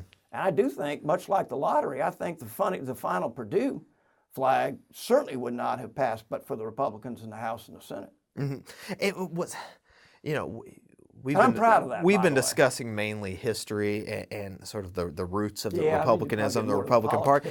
politics But was it business? Was it the image of the state? We've been talking a lot about recruiting and enticing development. Was the flag, was that a conscious, almost business decision? Well, on I mean, one hand, at one hand, absolutely. But maybe I want to be naive or a Pollyanna. I think it was because it was the right thing to do. I think people morally said we can't have 30% of our population insulted by the emblem of every Georgian. I mean, that's simply not right. It sometimes helps sell it for the business, and no question, Georgia Power with Roy and other folks, the Olympics, go right on down the line. NCAA, all the athletic types of things. Sure. You know, one of my little sub jobs, I was chaired the World Congress Center Oversight Committee during that time frame. Did you get some good tickets? Oh, I'm telling you what, it was. I had the two best jobs in state government. One was the World Congress Center. Two was the Appropriations Subcommittee. I've told you this on higher ed. With those two things, you never had to wonder. Now, I didn't go over there all the time, but I did, by God, see the Rolling Stones where they had nothing open upstairs. So you had that first row of seats, you know, on the tier at the old dome, and then you had the boxes above that. Well, we had a box, but you could walk down on the tiers. Nobody else. Everybody was on the mosh pit. There was no other humans that were allowed above that row, and it was sort of like, something seems wrong, you know. I'm up here, you know, if I wanted a nice brandy or something. Bring out the snifters. Snifter up there. Mick, Chuck here. Yeah. Would you start with the old Buddy Holly tune, please? Which they did, you know.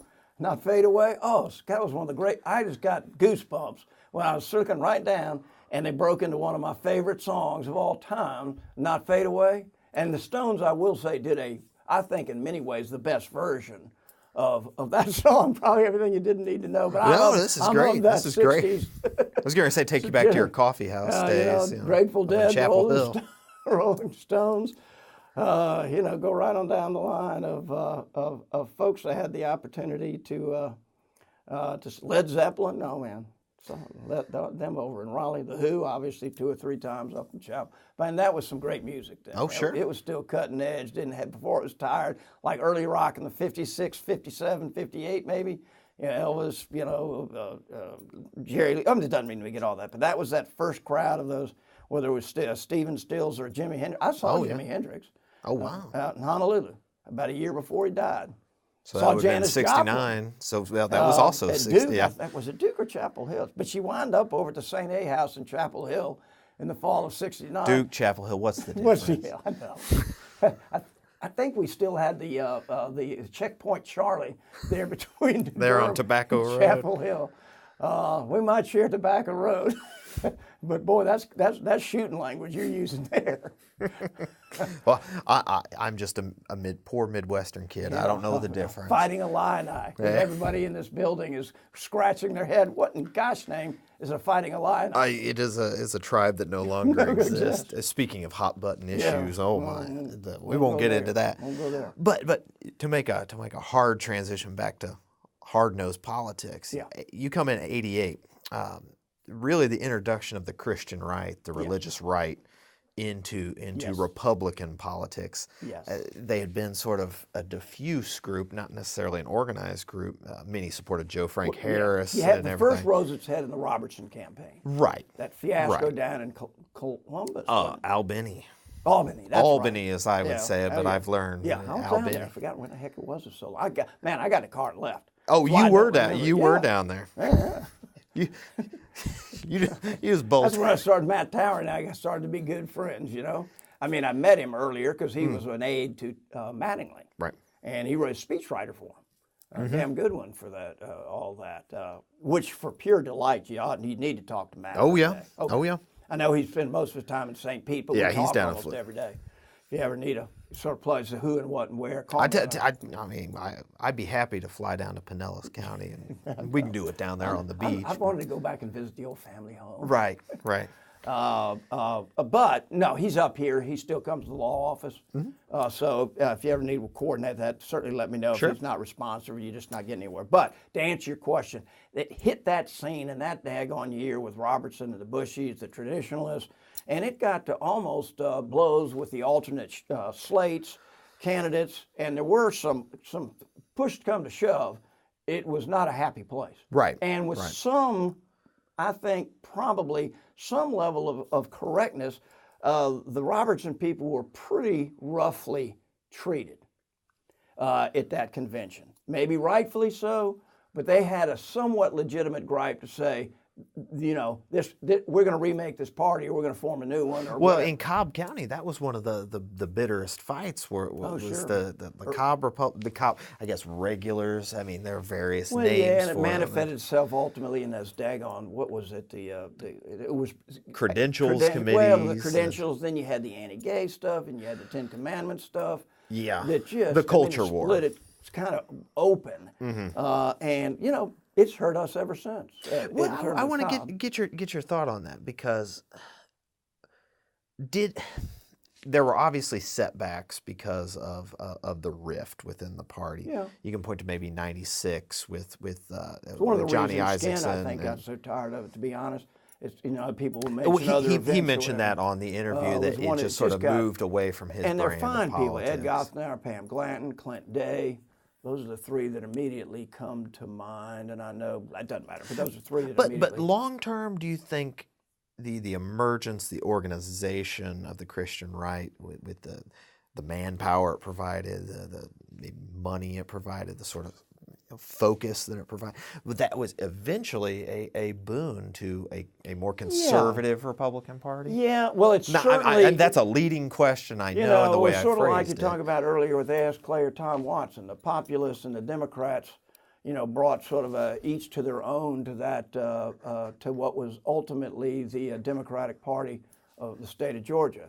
Senator Clay was also chairman of the Democratic Party as U.S. Senator. So at that time, if you said who had more power, chairman of the state Democratic Party had a hell of a lot more power than any walking U.S. Senator in terms of back home. I mean, they were kind of the font that you had to go kiss the ring. But my point is, it did. And there's been many rough points. I think sometimes we hurt ourselves with, you know, from, this is again Chuck Clay, but from the RFRAs and some of these things that I think take the defense of religion more into trying to proselytize and advance religion.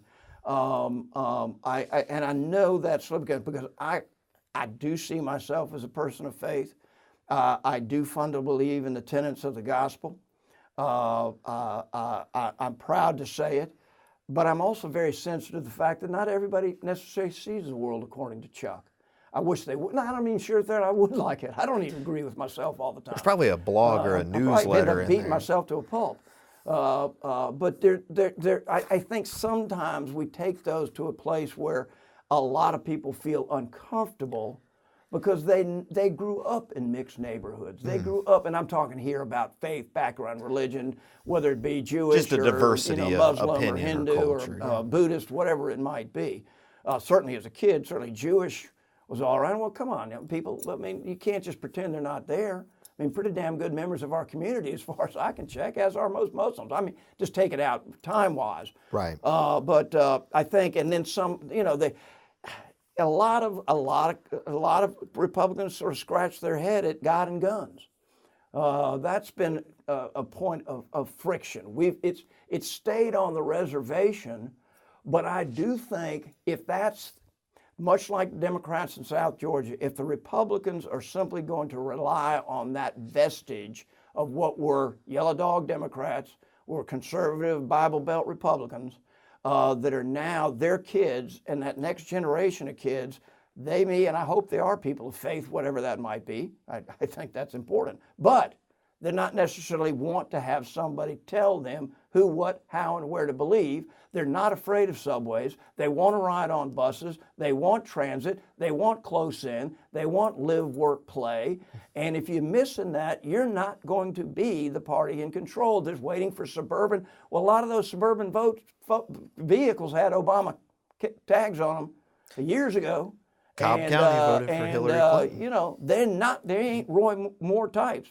Forget the obvious peccadillos aside. I wouldn't have voted for Roy Moore for love nor money. He may be a fine man.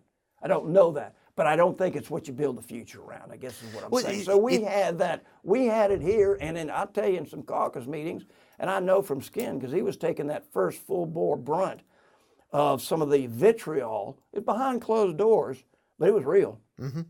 Well, and not happy, not fun.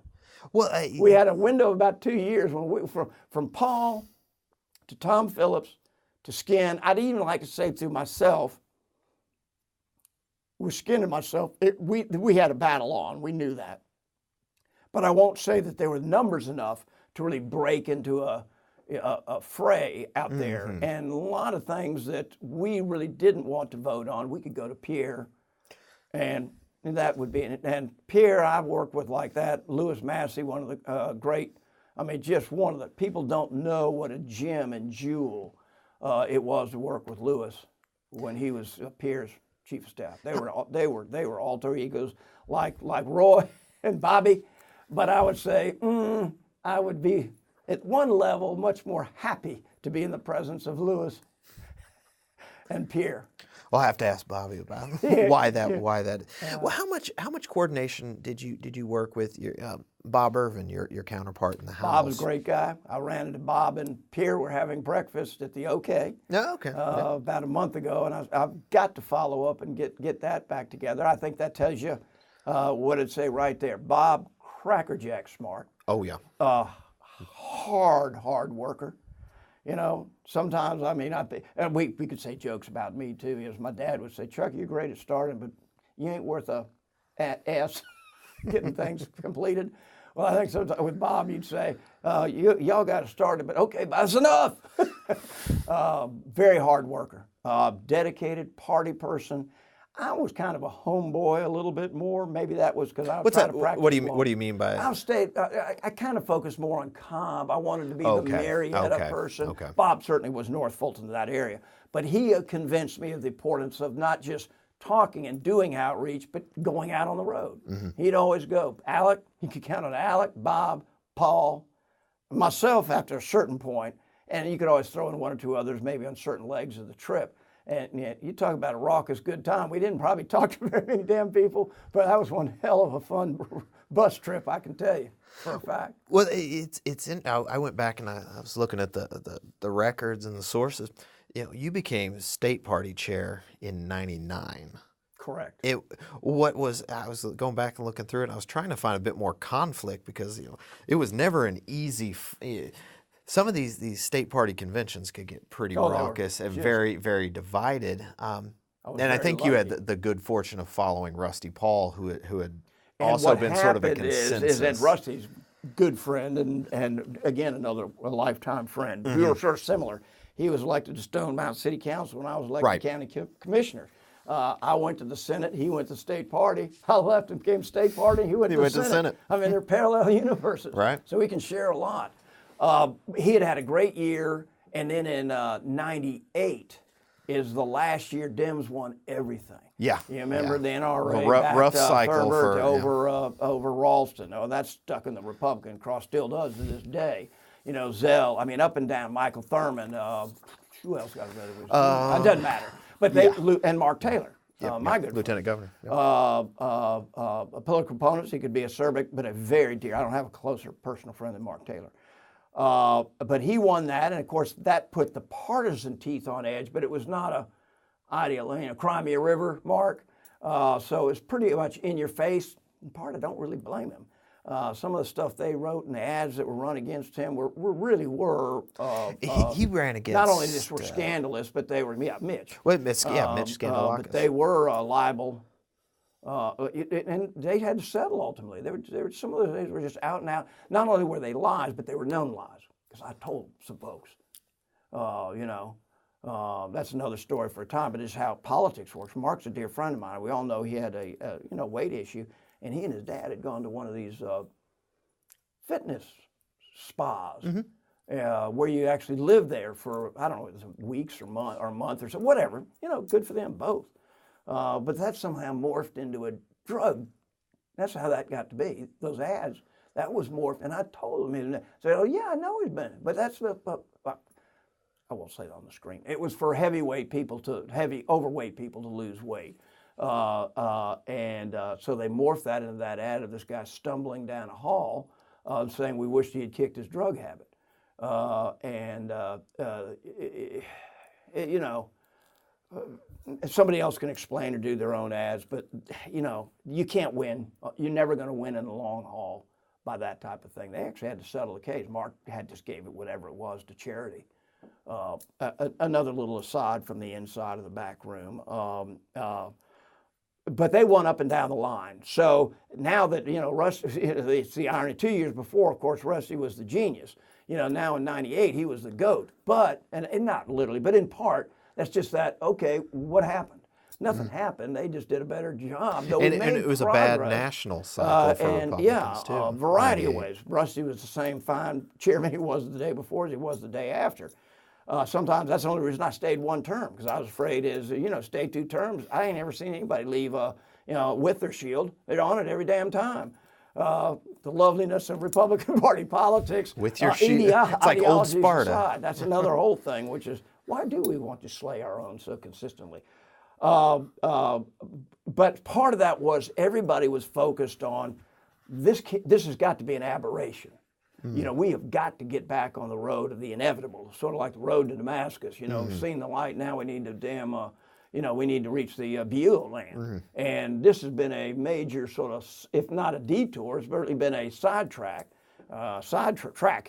and then we need to get back on course. So Paul, he really brought to bear, the long wind of saying is, he really called in all those little trips he had made to every one of these counties over the years.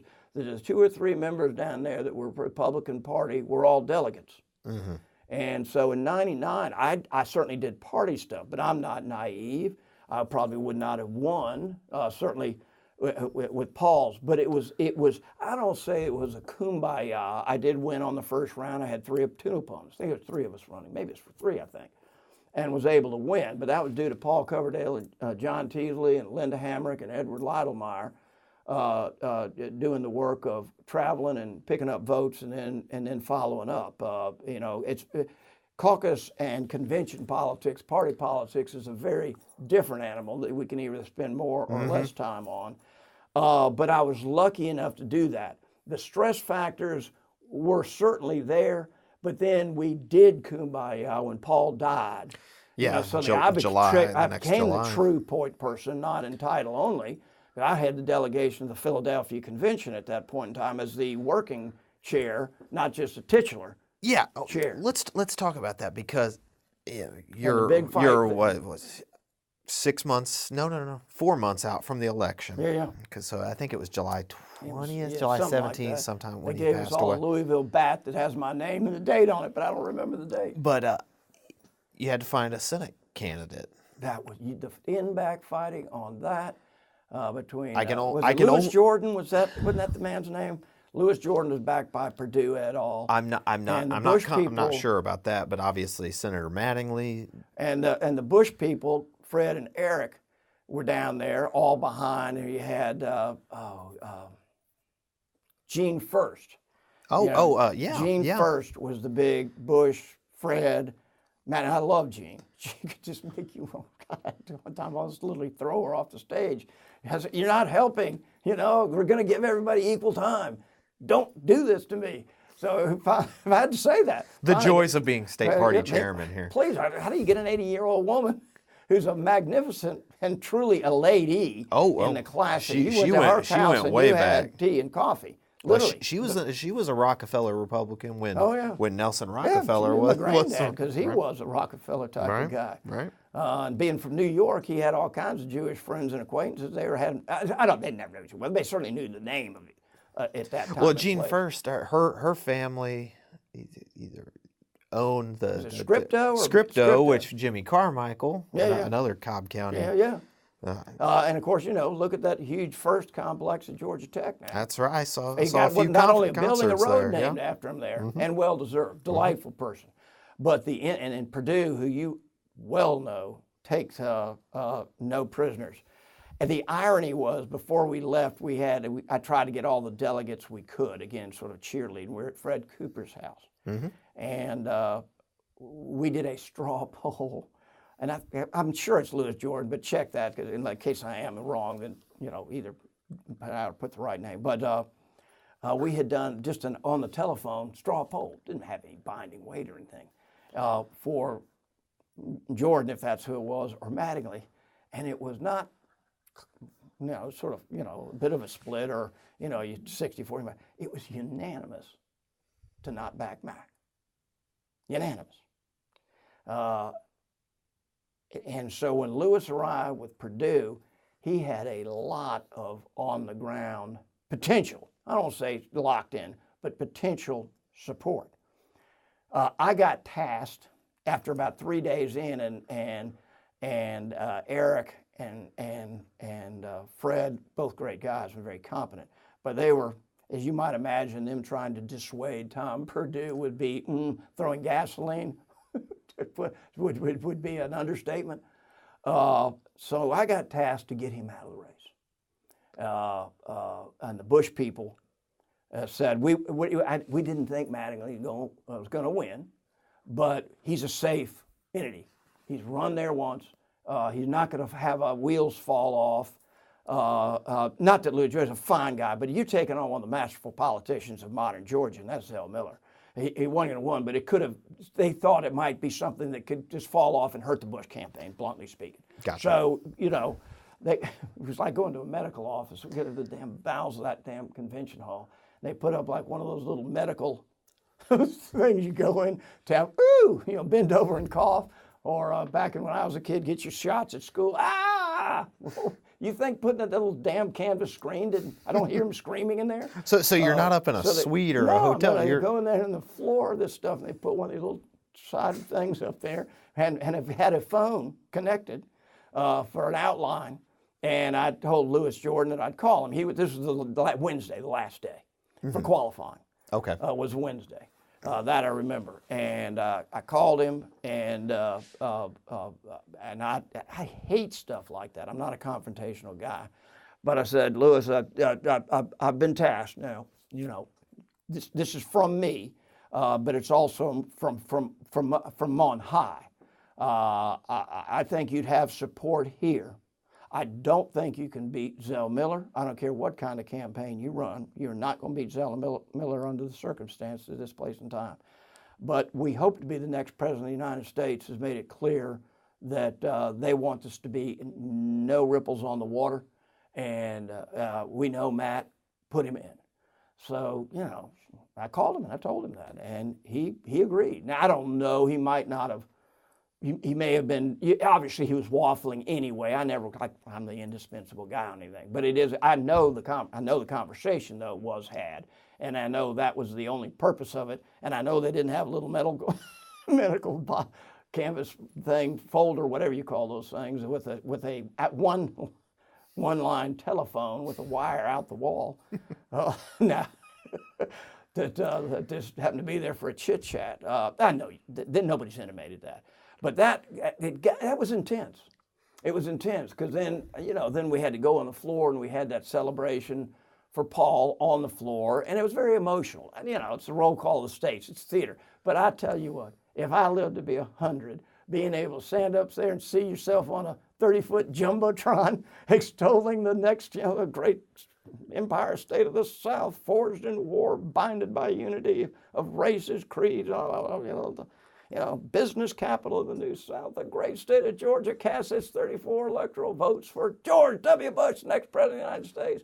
Everybody hoopla on, and we all had our Coverdale pins, and we had an empty seat there that we left the prime seat. That would have been my seat. So right. I moved down one, and we put a Coverdale sign and had that there, and they showed that on the jumbotron. It was very emotional. Mm-hmm. But I always felt like, damn, that's hardball politics. You got Fred Cooper and Tom Perdue and Eric Tannenblatt, and you got the Bush people, and you got the true grassroots people. There wasn't much love lost. I think that's also a little bit of the tension where the party, a little bit after that, I don't blame them. The Republican Party grew up when there were no Republicans. People forget the fact. The Democrats always had the governor. Right. which is going to be the titular head, even when A.S. Clay was chairman of the party. And then just appoint the chairman. They were going to be connected at the hip. Never having had an elected position, it was the party that really was the holder of the torch and holder of the flame. And so when we went to, when I was chairman, going to Philadelphia after Paul died, it wasn't just because I had friends in the press. I did know a lot of people over the years, but I really was the spokesperson. When the press needed to have a Republican quote, they called the chairman. Right. And I just happened to be one that time. That's a part of a long tradition. Yeah. A long tradition. And the party has kind of always held that close to vest. Paul got me elected. I think we served him well and certainly did what the Bush people wanted. We didn't have any open revolts. The Augusta Convention was fine for me. The Philadelphia Convention was obviously, in a larger sense, was just a hug fest. But for us in the Georgia delegation, there were those underlying tensions, and then the emotional side of having lost, Paul at such a prime, critical time of his daggone career, and at such a young age. So it's one of the little things I chalk away in the back of my mind. Just haven't been an elector. I told Roy Barnes, I got a diploma here signed by you that says I got 1,400,000 votes. How many did you get, Barnes? So I actually got more votes than you. But that was the great Chad election. And oh my God, I didn't think my term would ever come to an end, or the role. So, zooming out a little bit, we've been talking about your personal experiences in the party. I want to get your assessment of sort of the Republican Party as a governing party.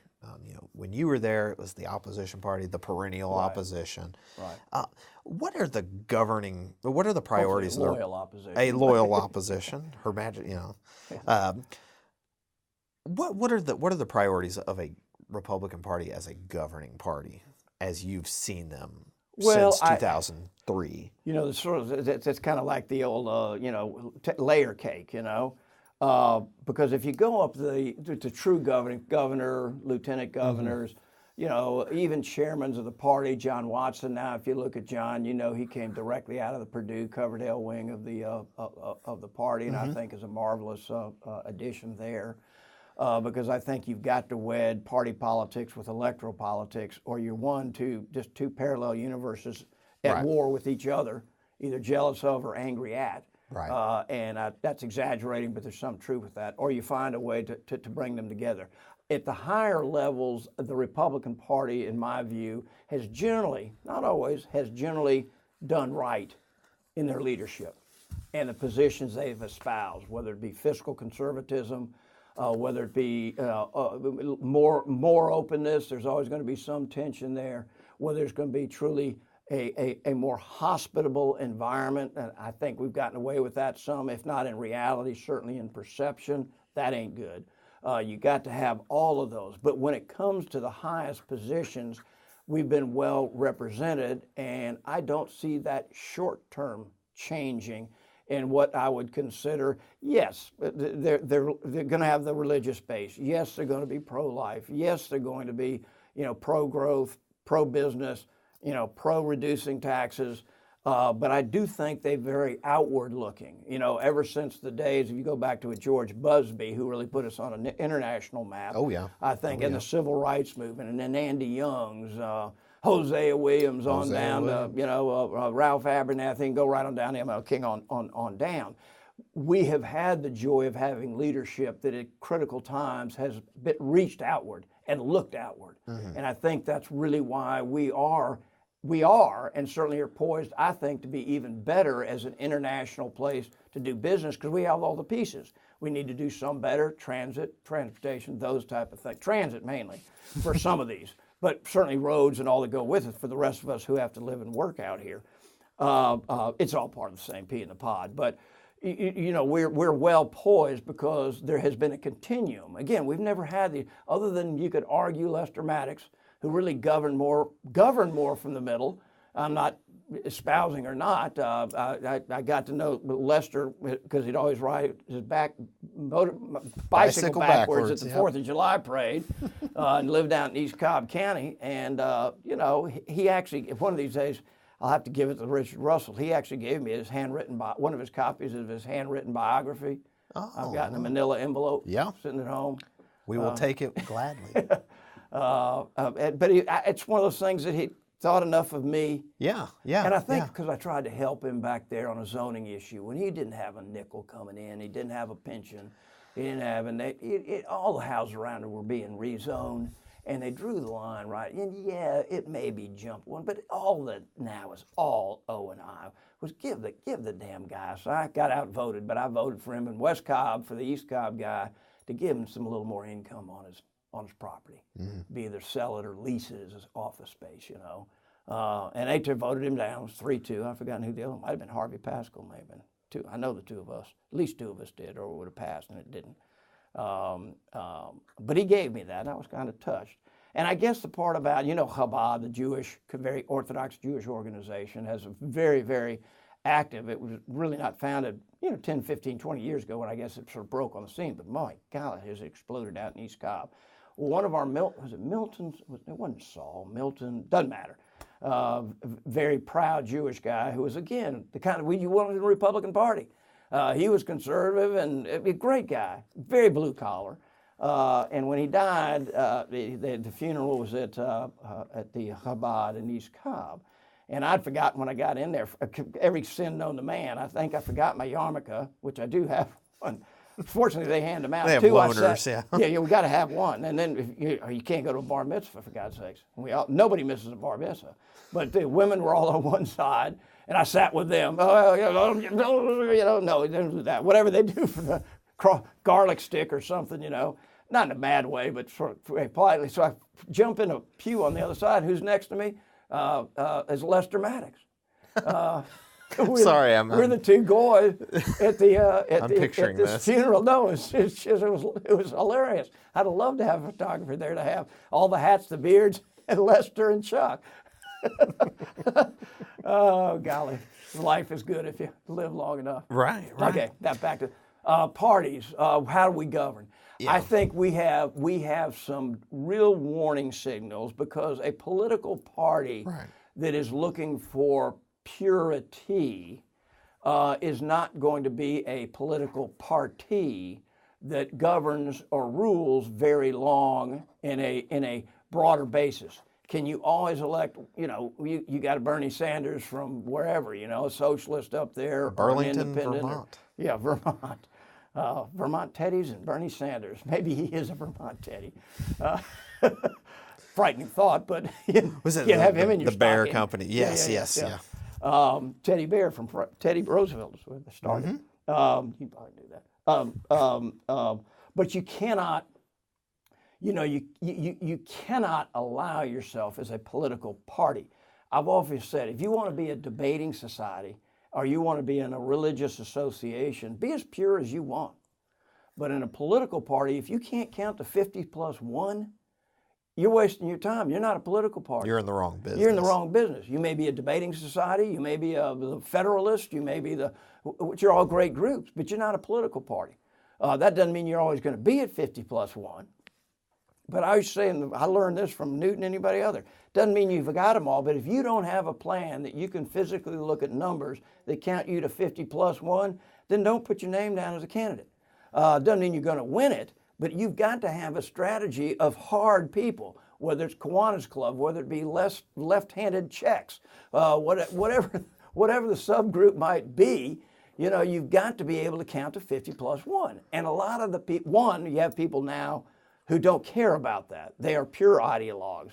And I know they're on the left, too. November doesn't matter. It doesn't matter. We lost with principle. Well, I always say, I don't give a hoot and heck in politics to lose with principle when you could have won. There are times when winning with principle is noble. But not if you're taking defeat from the jaws of victory because you've limited your base. Now, how do you make that work, guys? You need to go into a room and hammer it out where enough of these folks in here can go out and say, I support that. I may support other things too on my local candidates, but I support that. And we're getting further and further, and whether it be the Paulistas, as they call them, or whether it be the Robertson folks, or whether it be some of the hard right, or the textbook groups, or the anti, Common Core groups, on and on and on. And their cause, while I may not agree, I respect that. That's what our system is about. Right, you understand where But they're is saying coming from. that means I'm a Republican or I'm a Democrat? No, because then they have become, in too many cases, not because they're necessarily evil or malevolent, because they do not care necessarily about winning, and they have attached themselves to the Republican Party, maybe rightfully so, maybe with open doors, and in many cases that gave us a 50+1 in a lot of places to build a Republican majority solidly throughout the South. But now you're gonna have, we ain't just a black and white country anymore. We're multiracial, we're Hispanic, we're Asian, we're, we're African, continental, Caribbean. I mean, go right on down the list, and you start putting those together. Old white guys like Chuck here, I'm saying that not as a pejorative group because I are one, but if you're counting on everybody if they ever did, but going to adhere to a 65-year-old guy from Cobb County when they're 25 and coming up, that ain't, that's not the future. You've got to be able to get, and there's some brilliant, young, up and coming, and I think a lot of them on the other side get castigated as hate mongers or bigots or racists that are not. I don't know who that would be. I don't know, but I read enough of these not blogs, but my Flipboard, and I get a lot of the folks that are really young, bright, conservative, open-minded. I remember coming along. I may have been going back to my friend Wyman Hastings up in D.C.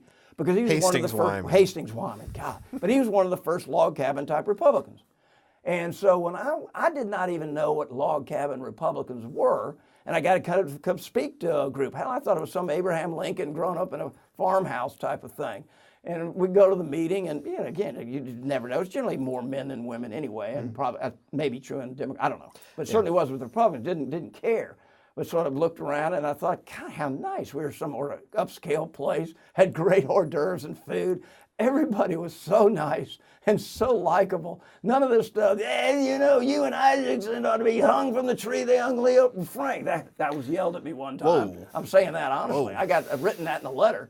An unsigned letter, No, it was not unsigned. It was somebody who lived fairly close to me. Oh. I kind of drove a little bit differently around his house to make sure if there's any sign of activity. Now I'd be scared given the amount of crazies that are out there. Wow. But you can't. The point of that is obviously that kind of venom is telegraphed, particularly to young folks. The log cabin Republicans. It doesn't matter. I'm drawing a blank. The president there, he explained to me after the fact. I couldn't have cared less. I thought, damn, these really were the best Republicans I've ever been around. They didn't want nothing. Leave me alone. Let me live my life. Nothing more. I don't have any less rights. I don't want to be looked at differently, but leave us alone and we'll vote conservative every time. And even Ronald Reagan didn't get into that. He may not have understood some of the part, but you think a guy that lived in Hollywood, was shocked about, I remember somebody coming up to me, you have a gay person in this room. No shit. Ooh. This guy in Clayton County. So I knew who it was. He was a friend of mine, and I'm sure there were others too, but I know who she was talking about. It's an African American gay guy. I was like, him, right? Do we have a fence post around in here, and maybe some tar and feathers? We can do what good Republicans always do. Like real patriots, we tar and feather them. That's a terrible thing to say, but please, I hope if it comes across, this is what it was meant, if that's on at all. Was certainly not meant to cast, but my point of that is those issues to a young 25, 35, 40-year-old that seemed very, very important and certainly still are, and in some respects, I am part of that too. I'm not going to get into who's what to wear on particular issues, but I do understand, but that's not, you're not growing. Hispanics.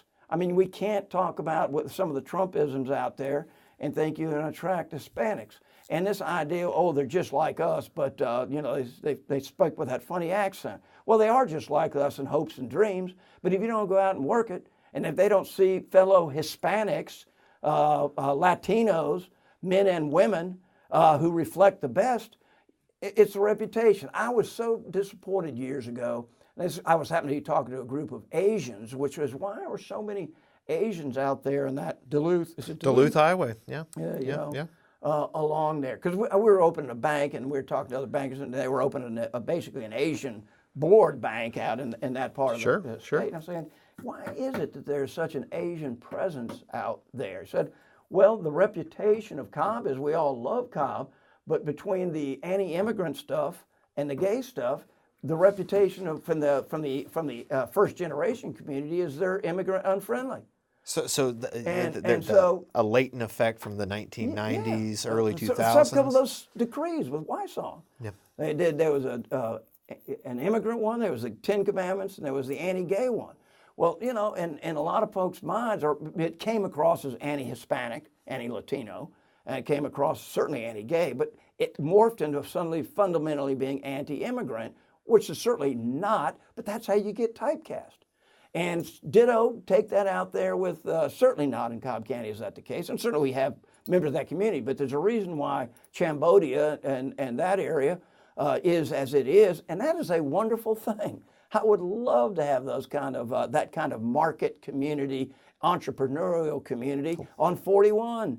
And it might have could have been, if we got the cars, certainly we could have attracted first generation new Americans. And even Newt Gingrich used to always say, you know, we get some, I don't care who it is, we get a student over at Georgia Tech, they need to arrive with a green card in their hand because we need every damn one of them we can ever need and hire. And without it, we're gonna lose the ultimate intellectual race, and that's Newt Gingrich. He's not he is about as pro-immigration as anybody could be. That's how you build a party. Well, that brings me to the next question. Coming from the 2016 presidential election, Donald Trump was able to win the Republican Party's nomination on a platform that it runs counter to the Republican Party of Ronald Reagan, George H.W. Bush, especially George W. Bush as well. Well, he ran against Jeb Bush. All of it. How can the Republican Party, not you, Chuck Clay, personally, but the Republican Party reconcile the party of sort of Reagan, where free trade, pro-immigration, or at least sensible immigration. Obviously did that. Not open borders, but sensible immigration. Settlement. NATO, pro-military alliances, with the sort of anti-free trade, sort of I don't want to say ethno-nationalism, but it's under a current. It's an undercurrent for sure. Taken at some level to America extreme. first, if that's what you want to call it. And we all, I don't think anybody, Republicans or otherwise, and I don't understand Mr. Trump just as a human being. I'm not. That's past my time, and I guess I could have jumped on the bandwagon. I didn't. A lot of reasons for that.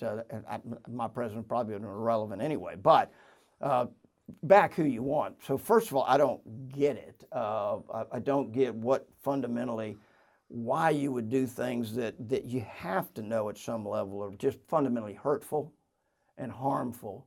I mean, there's plenty of good people who are arch conservatives, but when you got the KKK and Nazis, you can't conflate those two and have any credibility with Hispanics or Jewish or African Americans, obviously, are just normal citizens. It's appalling. And that's what, and I grew up in a time or place where that would have been such a softball that wouldn't have taken any thought, and then have to have two or three, well, I meant them all, or did this, but there's great people everywhere. Just hit it out of the park and then come back and identify your great people, because there probably were him. But if I'm going to a march, and I'd seen that thing on my flipboard being advertised for 6 months by Aryan, neo-Nazi, and KKKers, a big thing. If I'm any kind of respectable person, I ain't going to that rally. Well, it was for monuments. Well, I can find another one to go for monuments on, because there's so many fine people who are not for changing monuments, political issue of our day and time. Right. But if I'm seeing a bunch of Nazi swastikas and hoods around, I'm not sure that that's giving my side much credibility. So how do you miss those kind of things, and it gets reflected on us? You know, I personally think there's certainly pressure fractures, maybe not breaks and splits, but if you balkanize that party, the only time that's ever worked in the history of our country was 1860. And that's not a time you want to say a tragic time. The right folks got elected. Thank God Abraham Lincoln never would have been elected but for the four-way schism. split. Yeah. Never. So you could say, well, what about Lincoln? One is unique circumstances. Two, I think it's an insult to Lincoln. But three, that's not a time frame you want to emulate. Roy Moore saying, "Oh, when's a great time?" I mean, talk about a softball again now, because I want everybody in this room to be part of my open tent to make Alabama the place that we're all proud of and all are a part of. No, a great time was back in slavery. All the families together. I mean, it's not only offensive; it's stupid. It's historically not It's true. just not We'll get quite. that on the record. Even if you had read Uncle Tom, I'm not sure you would have taken from that. This is great for black families, you know.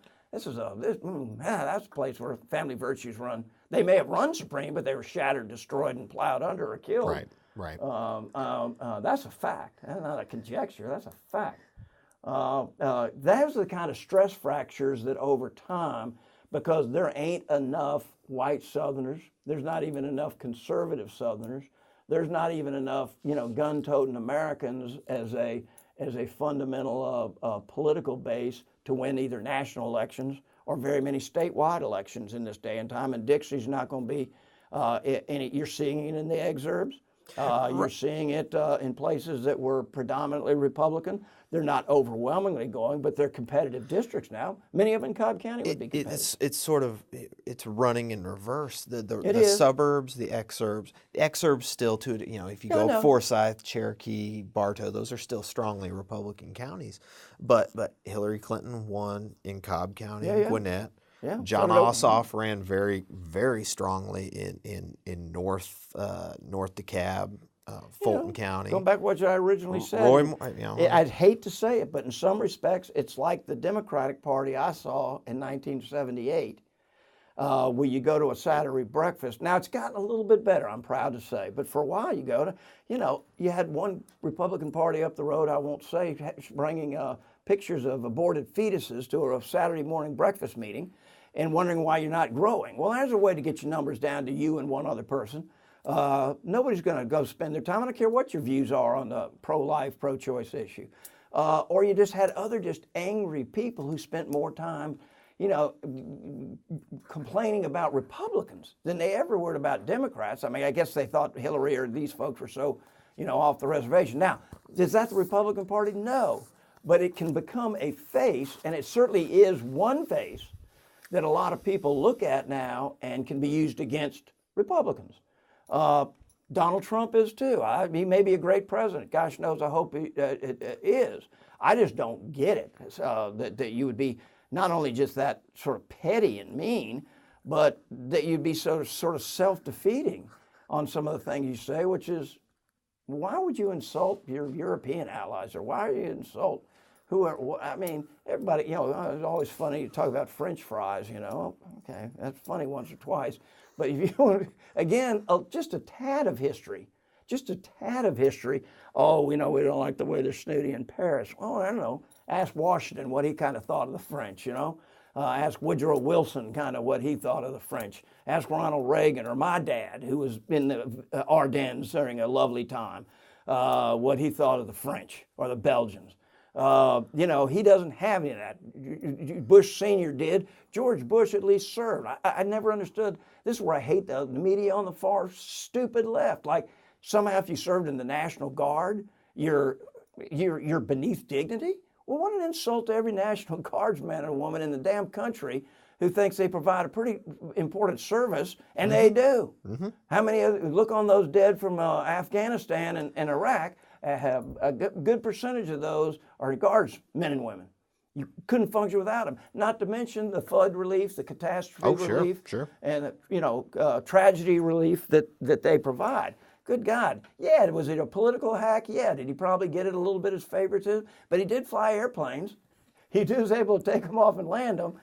Pretty sophisticated craft, and got his license to do it. So he had a window, and he had a window through his dad. Mm-hmm. I remember and I say these things, you underestimate those. When George Bush Sr. was president, Brent Scowcroft was my dad's intelligence chief in Vietnam. My dad was in charge of my Vice MacB for air operations. Okay. And Brent Scowcroft was one of his staff. I mean, he was a high ranking, but he was his chief of intelligence. I think he was a major general then. And always said how brilliant he was. And he, of course, wound up over there as his security advisor. So when Memphis Belle came out, George Bush said, I got some whiskey. I need some friends to know what the hell it was like. So they pulled together there's about 5 or 6 of them, sort of all, I think they were all 4 stars, but didn't have to be. Certainly George Bush wasn't.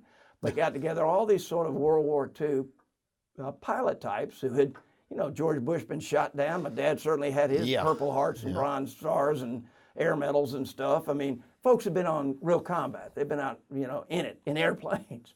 They all went over to the White House and got liquored up. Says one of the damn best times I ever had, because every sumbitch there knew what you were talking about, whether it was a damn torpedo bomber type in the Pacific, or flying in flak over Aachen. Everybody kind of had some similar experience. Flak hits. It doesn't matter whether it's Japanese or German, and if it hits you, it hurts. And there was no deviating from the course back then. It was stay low and fly strict. Now, those had a unique window, but everybody had some connection, my generation, to World War II. And Trump, having all the education, gone to a military school, I swear to gosh, and I go back to the neocons in this too, my major in history was Africa and the Middle East.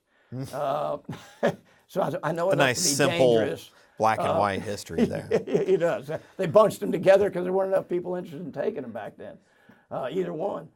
So it gave me enough knowledge to be. But I do wonder that whole neocon view that you can impose democracy and the world is just waiting with bated breath for America to come and save them, I thought was just ridiculous to start with.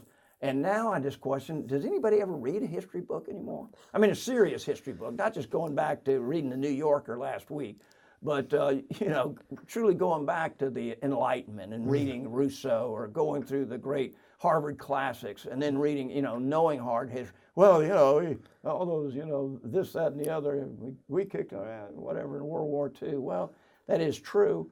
But in this day and time, given who your allies are, maybe you could be a little more circumspect, not changing anything. I'm not saying that, that we're the war criminals and the Japanese weren't. That one's even over the edge, way over the edge for this one U.S. citizen to handle.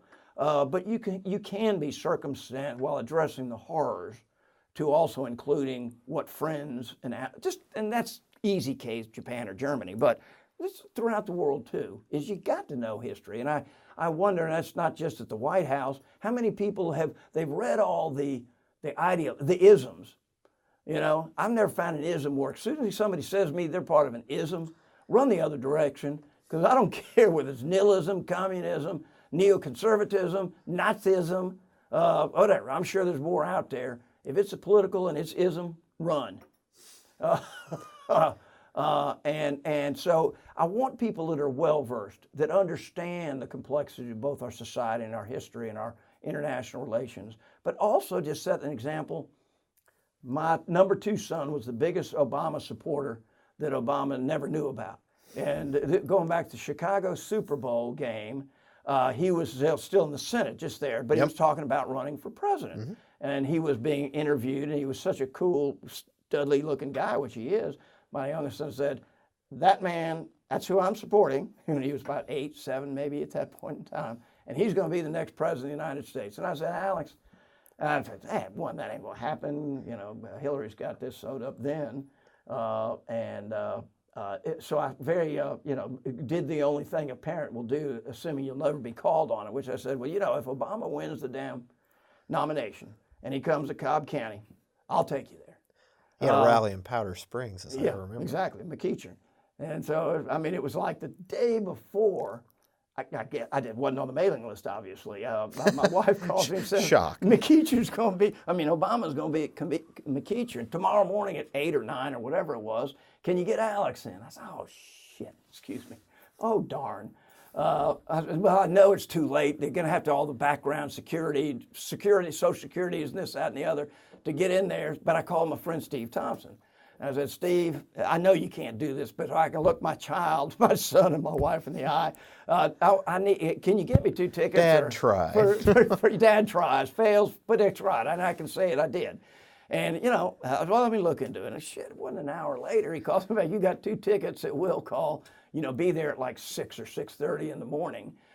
Sure enough, I'd go down there with my son, got his Obama T-shirt, and Dennis O'Hare is the first person I run into. And Dennis said, "What? Okay, I can't put these dots together. What are you doing?" Father, son, just take me at my word. It's like Lester Maddox at the synagogue. But going back to exactly, these little dots. One of the guys that had taken had been a what do you call them? Not a delegate. Had been a delegate light, the temporary. People go to if somebody can't go there, you're elected certain proxies. Proxies.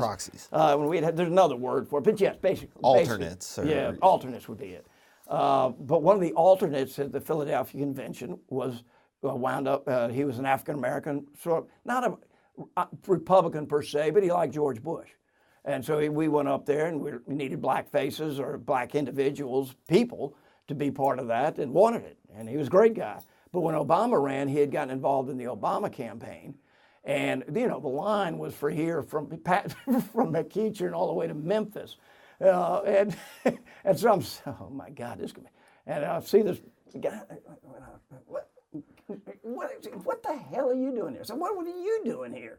Last time we were together was in Philadelphia. Says, I can't get you in the green room, but I can get you right to the very front of the line.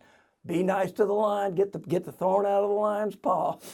You never know when that lion can come back and put you at the head of a line at an Obama event. It was great. The fact of the matter is I would never be too big to go to a presidential. I mean, that's cool. The excitement, and he is such a. You can like him or dislike him, but talk about just the bearing, the presence, the physique, the clothes. I mean, he looked like he could be a Vogue model without looking just too model-ish. He looks like a guy's guy, and a father, and a lovely wife, and beautiful children. I said, what's not to like? I mean, I found myself. Wait a minute. That's not the only reason you vote, but I will be a cheerleader for him because I think he represents the country extremely well, agree with Obamacare or not.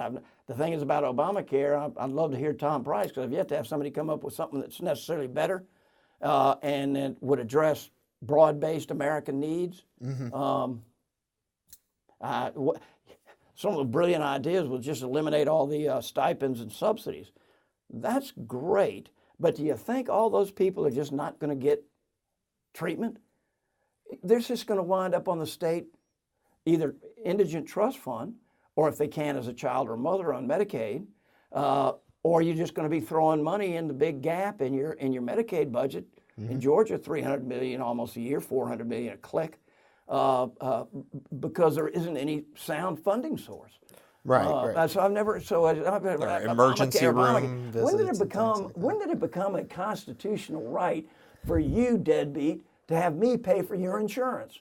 And you get the same care. We're in the same emergency room. If you're ahead of me, you get served before I do. Yeah, you got a broken bone, you get the same cast, same whatever. I get a $5,000 bill, and you get a free ride. I'm not sure what's American. What's so capitalist about that?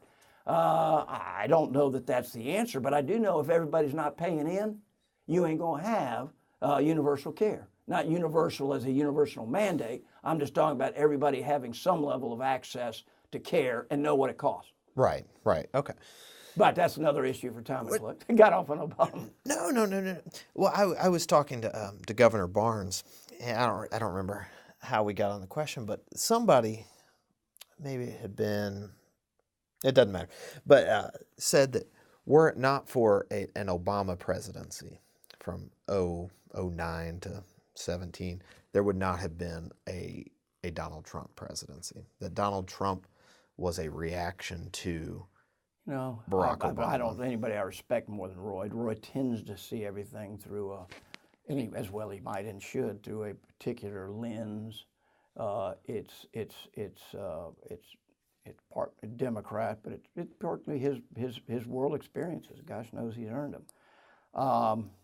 I don't know that I would go that far. I think there's no question that Trump tied into something. Is it a complete, is it an echo or rebound from Obama? My hustings out there, and I can only go to you on that, is most people, even during that time, I mean, the recession was real, folks. People worried about a job. People worried about kids' school. I don't know how many people, students at the University of Georgia, lost during that period of time. People who either couldn't pay, or folks couldn't pay, or funding sources dried up and went away, or you went deeper in debt. Fees and tuition went up. I can attest to that. Ditto. Says the father of five. Yeah, five. Lose everything. Drop my train of thought. But I do think there was something that was tied in on. I think it seen in some respects as the anti-Obama, and that's inevitable. People were the anti-Reagan, or Sure. people were the anti-Eisenhower. Eisenhower was the old anti-Bush, fuddy-duddy, or and Kennedy was the antidote to Right. Eisenhower. So I don't find that. What at one level, I have to admit, I was probably a little bit late coming to the party, but you cannot and should not ignore, obviously, the bread and butter working class issues, one, at your own political peril, but two, because it does matter. There is an angst, and I ain't talking about the aggravating or the angering or the frustration. I'm talking about the real angst about, where are my children going to have a job? Is there a place for Cobb County for them? Will I have any kind of retirement? My wife has got, or my husband has had a, he's on comp is the only thing he got, comp and Social Security for disability. I mean, that stuff, again, it shows you get a prisoner of your time, because again, I was probably the last generation where most of my kids, my friends' parents, and I don't matter whether they were online or a CEO, but they went to a corporate setting and they worked there for 25 or 30 years. And you had the kind of pensions, and you had greater worker loyalty. I mean, my granddad was, again, CEO of the largest packaging firm in the world. He would he would be spinning in his grave if he saw what the haves were getting and the workers were not. And as socialist, he wasn't. He was a capitalist par excellence. But if you not start addressing this and finding ways to have people have buy-in, and the main way of business in the world we live in is financially. I mean, our system is built, as somebody told me the other day, I want to separate you from your money. You want to get some money from me, and both of us have a balance and a respect. The second person my granddad put on the highway system for his planning committee was the president of the Teamsters. And now, of course, that's totally logical. I'm not sure that would happen now on something like that. So you'd have the vital piece of the punch clock worker who's as loyal to his contracting company and his union as anybody else might be to the blessed stockholder. If you're not working together in tandem and they don't see a brighter end of that tunnel, there's going to be a political turmoil, and probably should be. I don't know that Trump is addressing, but they see many of those people of him addressing that. Can you turn it into a cornerstone of a political movement? My view, you can if it keeps veering to the lowest common denominator. I wonder about the sellability, but there is some method to the madness and some knowledge that Trump understood, and not another 15 other candidates, pretty smart men and women, didn't. Or maybe more, I don't remember. It doesn't matter, but a bunch of them. Right. Plus or this maybe. And it wasn't just George Wallace running, against Nixon type of thing. You could say argument, but fundamentally different. His angst, we can point to Roy Moore, but fundamentally it's folks from inside of obviously California, New York, places I used to live, Waco, Texas, or Bellevue, Nebraska. Even Colorado, though that's a little bit of different animal. Puerto Rico, where I was as a kid, they got some real issues, folks. Yeah. And they're not worried about who's tweeting out what about, whose belly button has more lint. I don't care. I don't think most Americans care. But it drives enough of the media that panders one to the other. You got the crazy left that, my God, it wouldn't care if he picked his nose in the morning. That'd be a size 7 on the seismic scale earthquake or something horrible. The other side is you give him all the ammunition. You will ultimately be typecast as how you project yourself.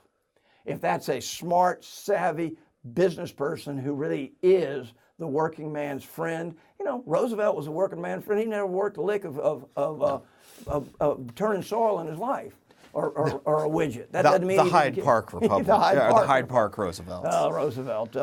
Nobody would say he wasn't a working man's friend. So I'm not typecasting because Or John Kennedy.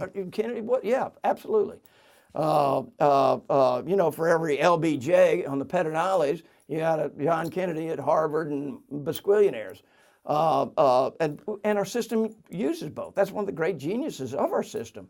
Again, force people back to the middle. So if Trump would be any kind of politician that I would probably know, respect, and understand, there is an opportunity to appeal to the higher angels of human nature, but also talk about jobs and futures and educations, and be, we've been blessed, certainly in my lifetime. Now, I was a kid, I was a paper boy back when Kennedy, unfortunately, was killed or assassinated. But in Ronald Reagan's time, I did not vote for Reagan the first time around. I think it had got a pin-headed actor, another one of these Hollywood. Can't vote for anybody from Hollywood.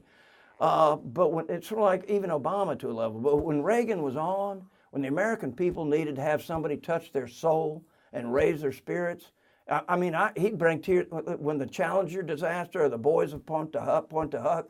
I mean, if you didn't have tears in your eyes after that and feel proud to be an American and want to go out and thank some World War II vet or NASA worker, then you just didn't have a heart. You weren't alive. Bill Clinton was Bill Clinton had very much that communication down. He didn't soar to the levels that I found of Reagan or Kennedy or Obama, Yep. but obviously he did it well. I'm not done, everybody to their own, but he was extremely successful at it, and it made people feel good to be around the man. Well, maybe Not scared, not wondering, what do I say, or whatever, Well, I guess it gets to maybe a meta level question, but you've talked about government as either good or a good actor or a bad actor, institutions.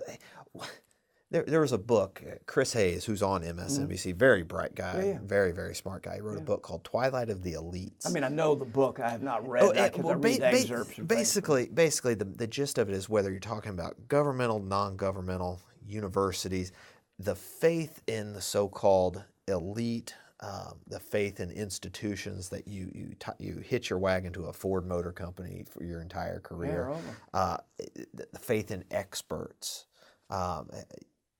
that we're living in a time where there's a rejection of that. That I don't know if it's the unfulfilled promises of globalization or all the above, which I've certainly heard him talk about. Which is way above our pay grade to try and understand. Yes, it is at one level, but I'm certainly familiar. And, glass half empty or full. There's been no time that has been more entrepreneurial oriented than the United States of America over the last 30 years. Yeah. Obviously, a tech company pumping out tech of some kind of, and every. I got a new app every day. Every day you get one, and a new company you've never heard of. On healthcare, ditto. The breakthroughs in whether it's medical devices, technology, medicines, pharmacology, whatever. They pop up a week of these companies that build up around one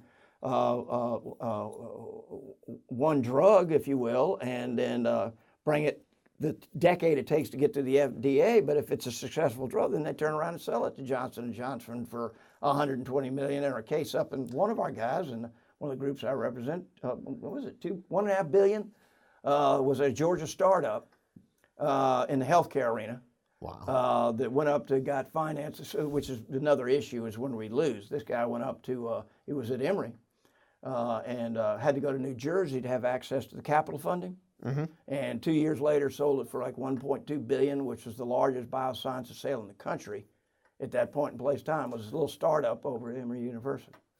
So, I mean, those type of things, they're happening. The other side is, and I don't want to compare us to sort of the breakdown in Russia, but can you imagine being a sort of a Russian worker in 1989? Your entire world stopped. Yeah. Your medical care, gone. Your pension, gone. Your dacha, gone. Not your personal one, but access to. Even the workplace, even the job on the line building, some hideous car, Soviet brutalism. Is gone. We're not there, but for those who maybe my age and a little less, 55 up, still remember a world where those were very comforting to me, and they were the pillars of your society. You met a judge. My God, that was your dad took you to the Pentagon, and you met somebody there, or your granddad, or your friend was one of the telecom, 8 Bell, or Virginia was one of my best friends' dad worked at, doesn't matter, one of the small Virginia telecoms, and he did it his entire career. So always had gizmos or things around him. My father-in-law worked for Kodak. His entire career was with Kodak. Which is no longer. Basically. I don't believe he's wing been and a prayer. Kodak. They've reorganized and where they can hold it. Polaroid's the same way. Thank God, exactly. Thank gosh that, he was able to, he lived and died with his pension still pretty much intact. That's the last generation. That'll never happen. Who's going to have a pension now? And that's, for a lot of folks, particularly if you're a traditional, I don't care whether you're working as a high-level ranch manager on a cattle farm in Colorado, or still building cars in Detroit or LaGrange for that matter. You do that all your life. There was always that pact that you'd have something in return, and it's not. You get your 401k. The management doesn't give a daggone. I mean, they're all worried about the stockholders. Well, that is your first fiduciary responsibility. But at a certain point in time, you will have a fiduciary responsibility to share that with your workers. Otherwise, you're not going to have the workers. Your competitor's going to take them away, in which case you're going to fail. I know it's a fine line. There's always tension between management and labor. Should be. It's the way it ought to be, like a prosecutor and defense lawyer. You don't get to the truth without either one, or a balance without either one. And those days are gone. And you can be the lowest level worker at the Kia plant, and everybody's got a 401k. So everybody now looks at the S&P, even if they got 3 shares. Right. The number of stocks that literally existed in the 50s and 60s compared to what they are now. I mean, it's such a multiplier. It's not. I can't even tell you what it would be. It's billions and billions by billions fold, I'm sure. Where now everybody's they're looking, and that's good. It's a good thing. The day you start pulling down a check, if you don't put money aside, you ain't gonna have any. Because don't look to a Mom Bell to do it for you. They ain't gonna be there. A teacher maybe, they're gonna be the last ones that go because they've got the political muscle, and they deserve it. State retirees, ditto. I represent them. Got to get them a plug from the Royal State retirees, You're talking to some client. Well, my wife's a client. Okay, yeah. And Georgia wouldn't be what it is without them. And most people say Georgia's a pretty well-run mousetrap. So, I mean, all of those are part of it. How much can you just unfold that sort of social pact, if you will, before you almost have anarchy, balkanization, frustration, pockets of the anger that don't get it and the world has left them by? You've got to find some way to build a social compact out of this, because I think we're heading into a time of shredding social compact, religious compact, Kiwanis, Rotary, those things that you wouldn't have been in Marietta if you weren't one of those 2 clubs. Now I suspect most folks, that have jobs in Cobb County wouldn't even know what, they'd probably heard of Kiwanis and Rotary, but certainly never been to a meeting. Wouldn't dream of joining. Don't have to.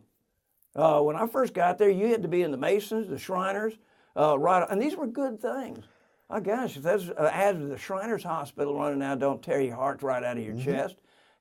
Make me write a check.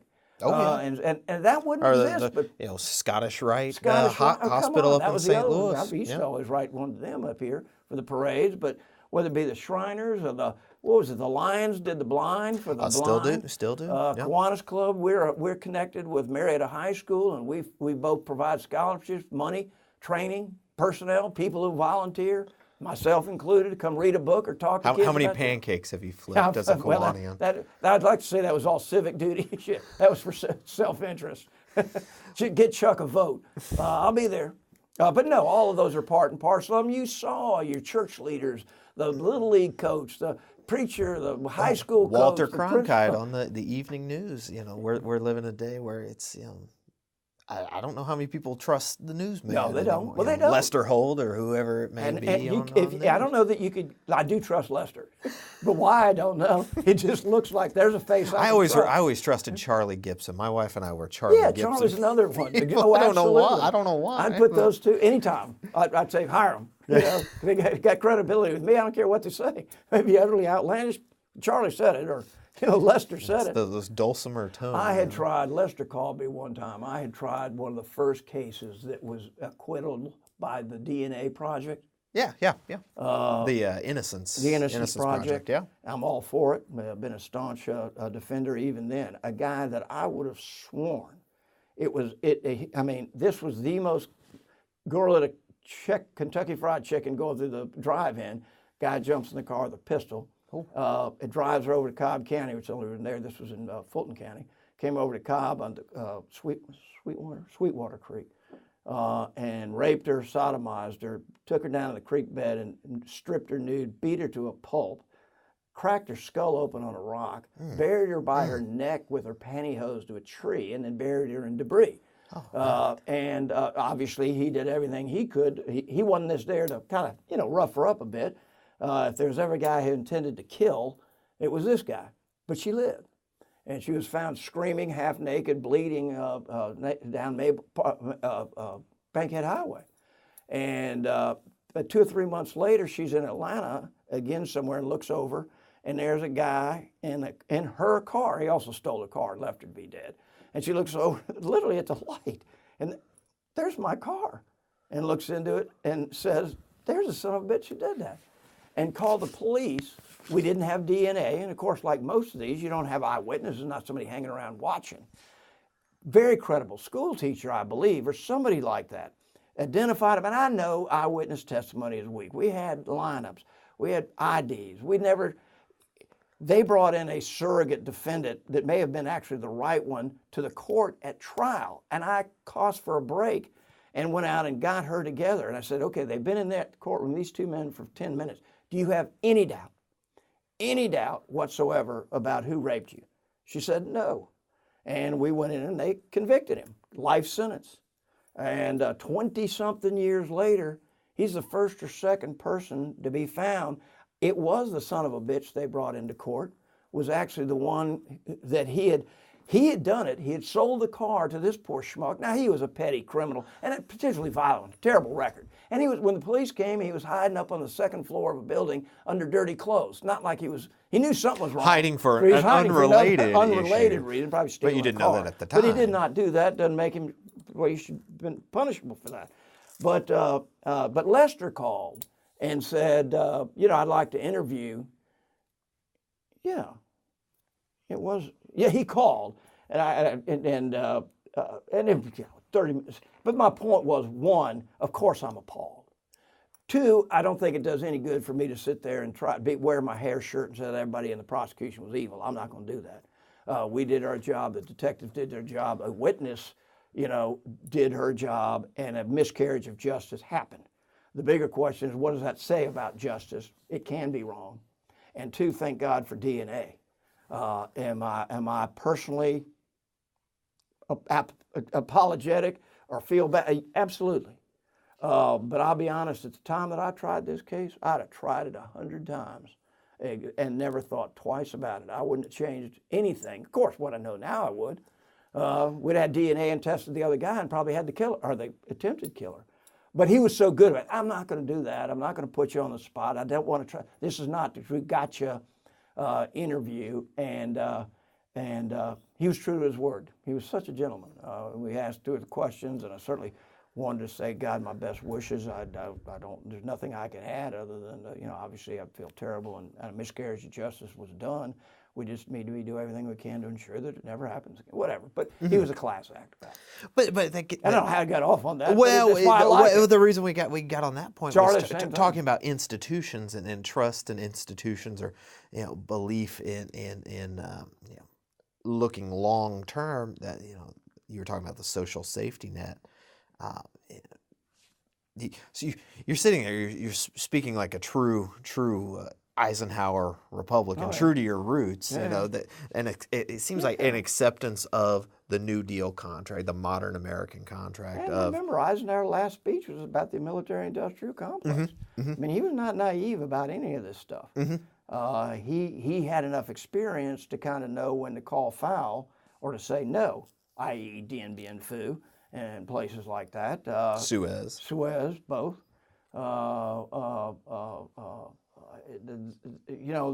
And now that is so that whole broader, not just military industry, but government industry, government military, government in everything we do, that's only going to grow more. While we're shredding in every other place, government is becoming more and more expansive, intrusive, and big brotherish. That can't be what Davy Crockett was out there at the Alamo fighting about. Come on. And I don't know where. I mean, there are more gifted and talented people now, obviously. And there's no it's a fact. They're multicultural, they're multi-language, they speak all the different, and they're techno savvy. They're going to live where there's a subway line. They want the arts. They want green space. And they're going to be entrepreneurs. I can't tell you how many of the major people, and it breaks I should be insulted, but 3 or 4 or 5 key people around the Capitol all used to work for me. They're all younger, your age or younger probably, and they were all out of school, and you gave opportunities. And at a certain point in time, they showed their worth, and somebody who's, one, going to pay them more, but 2, was maybe a standalone, one of the big companies, higher end. So there's something to be said for a farm system, but all would look at me and say, yeah, break me, I love you to death, and this, that, and the other, but I never thought I'd be here 5 years or 4 years. And they're not going to be.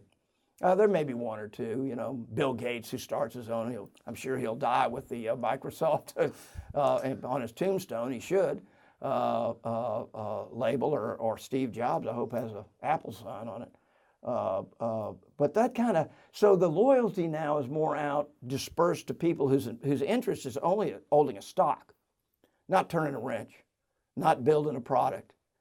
In many cases, the services, financial service, you don't produce a damn thing. Yet a bunch of people make a ton of money, and when it goes, they got no staff, no paycheck, no employees, and yet are dealing with millions, some get hundreds of millions of dollars potentially a day, and making tens of millions on these investment funds that the stockholders obviously like because you're making money for them, and you're making basquillion dollars. And tell that to a guy on the line or further down who runs a warehouse. Important job. One of my friends runs a biggest warehouse for Kroger, regional logistics. Warehouse. Yeah. And oh my God, I mean, he knows more about technology in his finger now. You can't run a warehouse without being a computer whiz.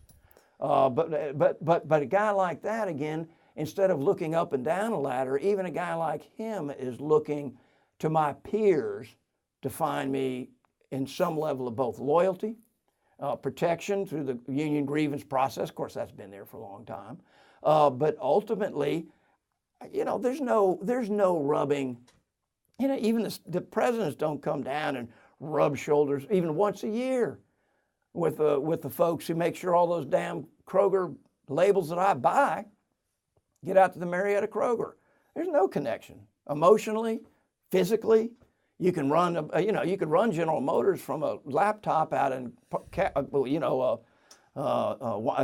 Tetons in Wyoming, and a lot of them do now. How many executives have to spend half their time in Montana or Casper or Jackson Hole, Colorado? My younger brother's out at he's the biosciences dean at Colorado State University in Fort Collins. Yeah. Well, you talk about another area that has built sort of a corridor One, it's a beautiful town. Two, they've incorporated the buses, the bikes, and all those things. I mean, so you could literally, you have a lane right up to the red light for bikes all through town.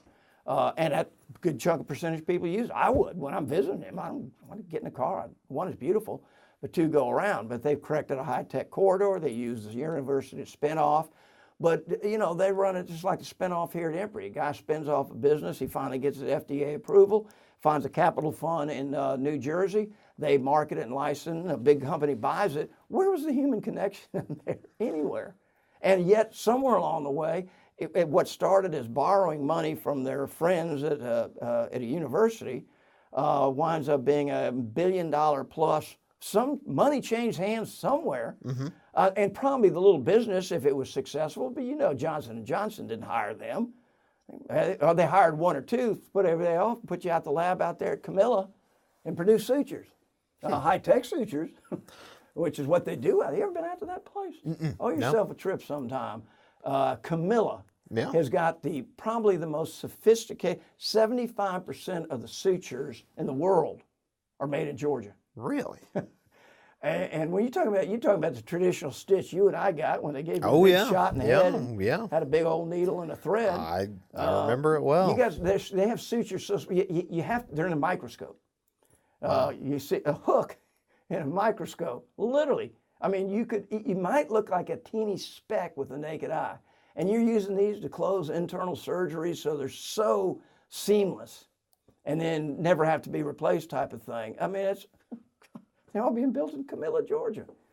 That would never have been outside of New York or Chicago or LA or San Francisco, just in terms of access to markets.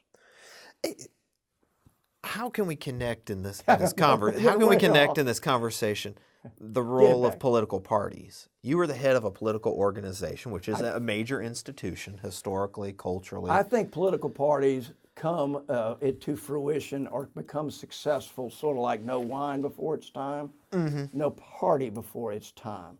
For a century, the Democratic Party controlled the state of Georgia.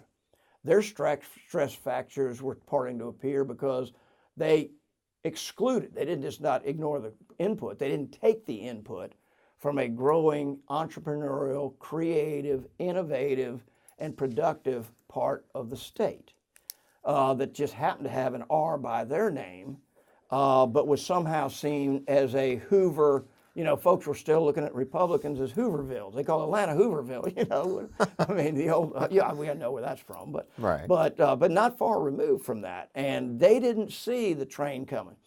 Ironically, it was Milner that knocked that door in, that fundamentally remade the political map in the state. He didn't benefit from it, but he remade it. But what also remade it, Georgia was a state of influx. They were looking for an alternative. They didn't like, and I said this before, unfairly or not, at least in the growing donut area. Let me talk about that, because that is different. But they didn't like what they saw. They didn't like, what was the car with the Confederate flag on the top, or General Lee, whatever Lee, Boss Hog, or whatever was the name of the time and place. That's what they saw, and that's not a very good. There's nobody that's more sophisticated and urbane than Al Burris of the world. I mean, he looked, he was like the Marlboro Man for cigarettes. Al Burris would have been the chamber guy for the state of Georgia. I mean, he'd go to any CEO, any board meeting in the country, and people would say, man, he knows his business. It shows, obviously, there's a huge business. So I think in part you've got to coincide differences, albeit, and, I'm not picking on anywhere else, but if that same thing had occurred in Tifton, and Tifton's a great town, I'm not sure you'd have the rippling effect. But because of Atlanta, and because it was the economic engine, and because you were starting to see Republicans, and you were starting to see a lot of people that were tired of Yankee jokes, you still have, you better be careful, because you go around this room, I expect it might be 50+1 the other way. Try it.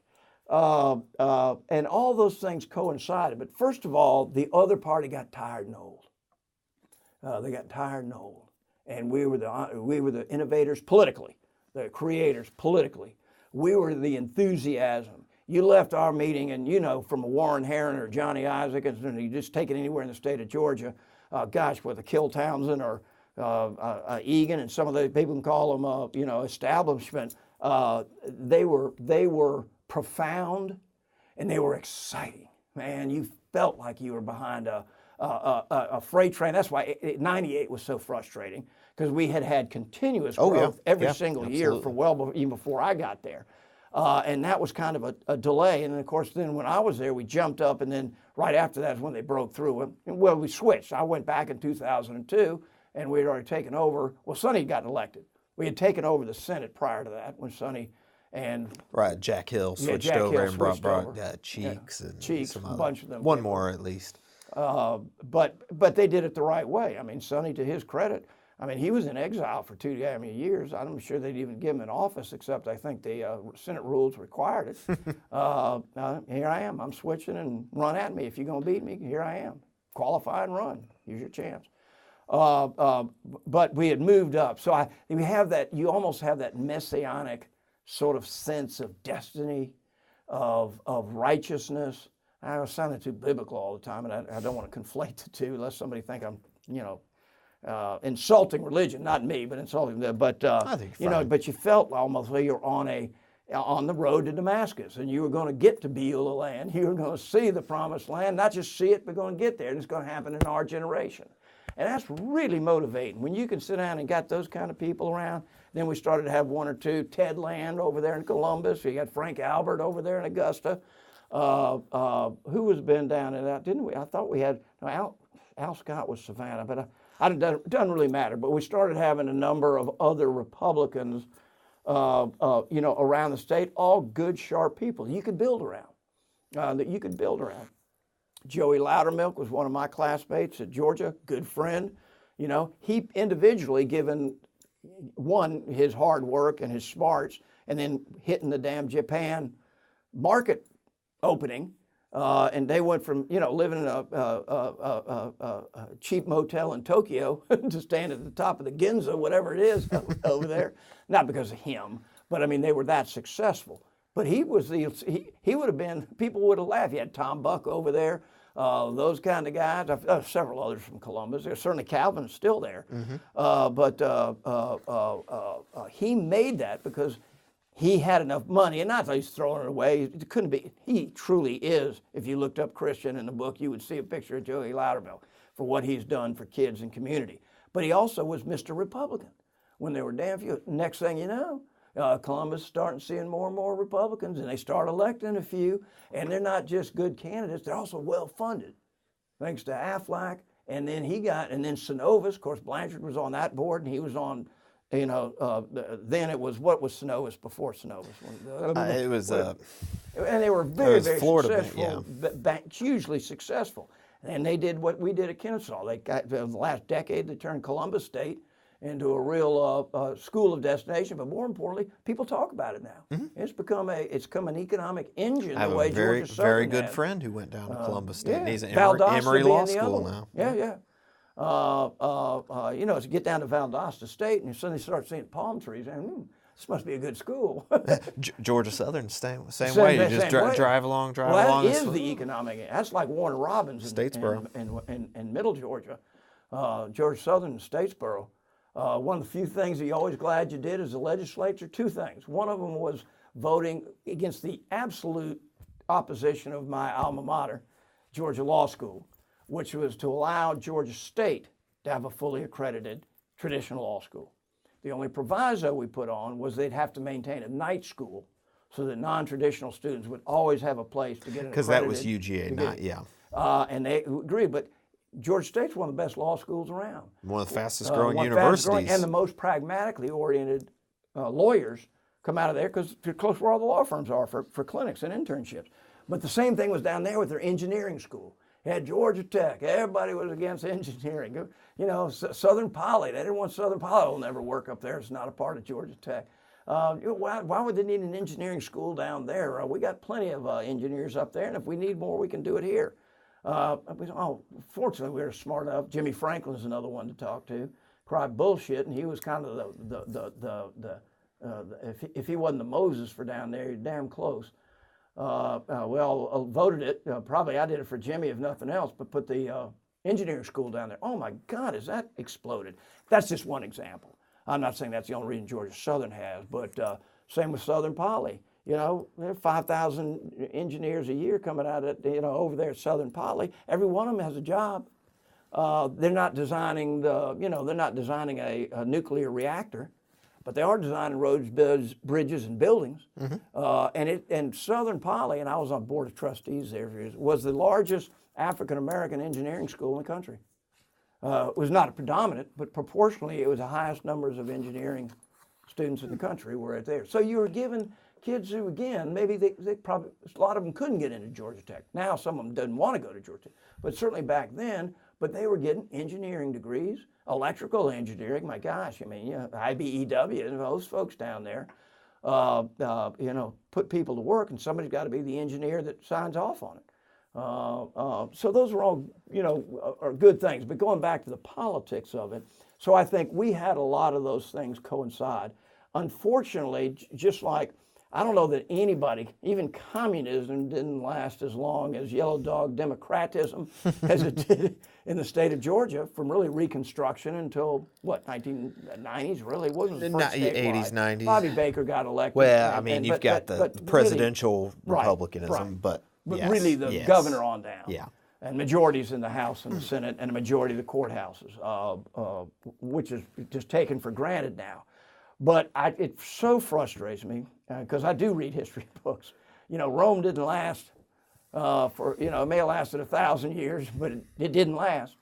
And this party will not, if we can't get more just good people. They can be as conservative as you want, but as I say, I never had to worry. I guarantee you more people, as many people at the Machinists Union voted for me as a Republican as they voted for anybody else out there. One, their entire government is built on military, or their jobs, and military contracts. So if you got Buddy Dudden on armed services, they didn't give a damn Chuck Clay's a Republican, a Dixiecrat, or pugilist, whatever it might be, as long as we work together to help jobs. And so we've got to, these peripheral brush fires issues. And I can't speak to the left. David Worley, I guess, was my counterpart, and we used to share misery, our misery quotient for keeping. He is a Harvard guy. You probably know that. That's not much that impresses me. But if you say Harvard, Yale, Princeton, or Stanford, you immediately go into a different category for me. But fine guy. But we used to get a laugh and chuckle about how we deal with our peripheral activists, I'd say politely. But it is a problem. And right now it appears to be more Republican to the Democrats because we control all the reins and levers of power. But I'm not deaf, dumb, and blind. I don't think anybody is politically who truly has worked in the vineyards, has run for local office, has been successful. And I've run for Congress and not successful. I mean, I've been on both sides of these things. And in a state party position to get those different perspectives. But if you're not growing, you are dying. And I do wonder, when I see some of the Democrat candidates that were running in Senator Hill's Senate district, Jen Jordan, are the new sharp senator, people that I think, I can't help but think 10 years ago would have been a Republican. So somewhere we're losing a little bit of the hold. Now, we're never going to be, I don't want to be the party of pablum.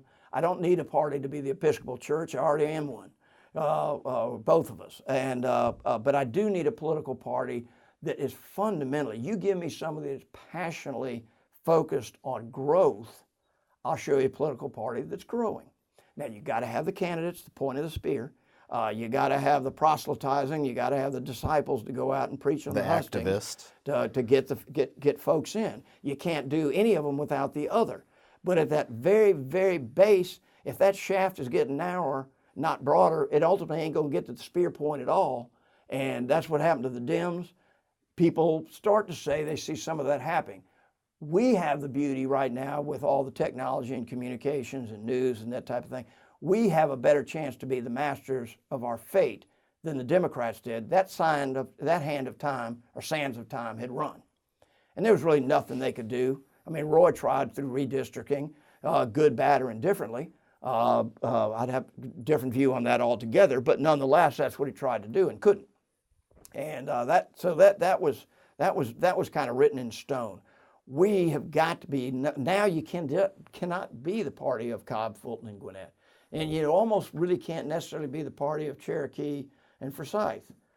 You've got to maintain, and of course, when I first started as an active Republican, Clayton County and DeKalb were ground zero for Republican strength. We had a state convention down in Clayton County at the old convention International Center. That's not going to happen in 2017. No, but you look at Henry County, look at Newton County, Douglas County for sure Paulding has gone. is going that direction. Paulding, there's probably enough, Cousins and them put enough sort of high-end homes up in the northern half of Paulding. But certainly that wherever it hits Douglas County, Democrat, African-American growth, yeah. Democrat growth, young people growth, workers, Hispanics, Latinos. And if they're not picking up Republican ballots, we're not going to be that party in the future. That's simple. It is that simple. And it doesn't take, any statistician will show you the lines on a political map of demographics that if we don't crack some of those demographics, certainly African Americans, Hispanics particularly, and women growingly, it's not very many years out. That's already a minority.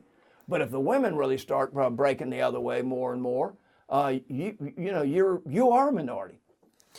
So I see so many really smart, charismatic, young conservatives and spokespeople and think tank types. I guess they do blogs or websites. I mean, that just intrigue me. I mean, there has to be a future there because they really are the future. I mean, they really are right now. They may, in some ways, they're Democrat in terms of their social views of their neighbor. The other side is they want government to just leave me alone and let me go build my next tech piece, or let me go build my next app, or let me get, you got fair neutrality out there. Who ever heard of net neutrality? I never did until about 2 weeks ago when people started coming out of the woodwork against eliminating net neutrality. And that's the world now. But that stuff is instantaneous. You don't need the Marietta Daily Journal necessarily to do that. Now, they have a niche, but it ain't the same one that we're talking about that can get an anti or net neutrality issue from Walla Walla, Washington to Key West, Florida in 15 seconds. Well, with that, we got to wind it up. Mr. Clay, Chuck Clay, thank you very much. I hate to end it, but we're almost out of battery here. Thank you very much for participating in the Two-Party Georgia Project. Really do appreciate it. We'll have to continue, to be continued. I'm not a pure bulldog, but I am a tar dog, and I'm proud of both. And we're very happy to have you. Thank you very much. Thank you.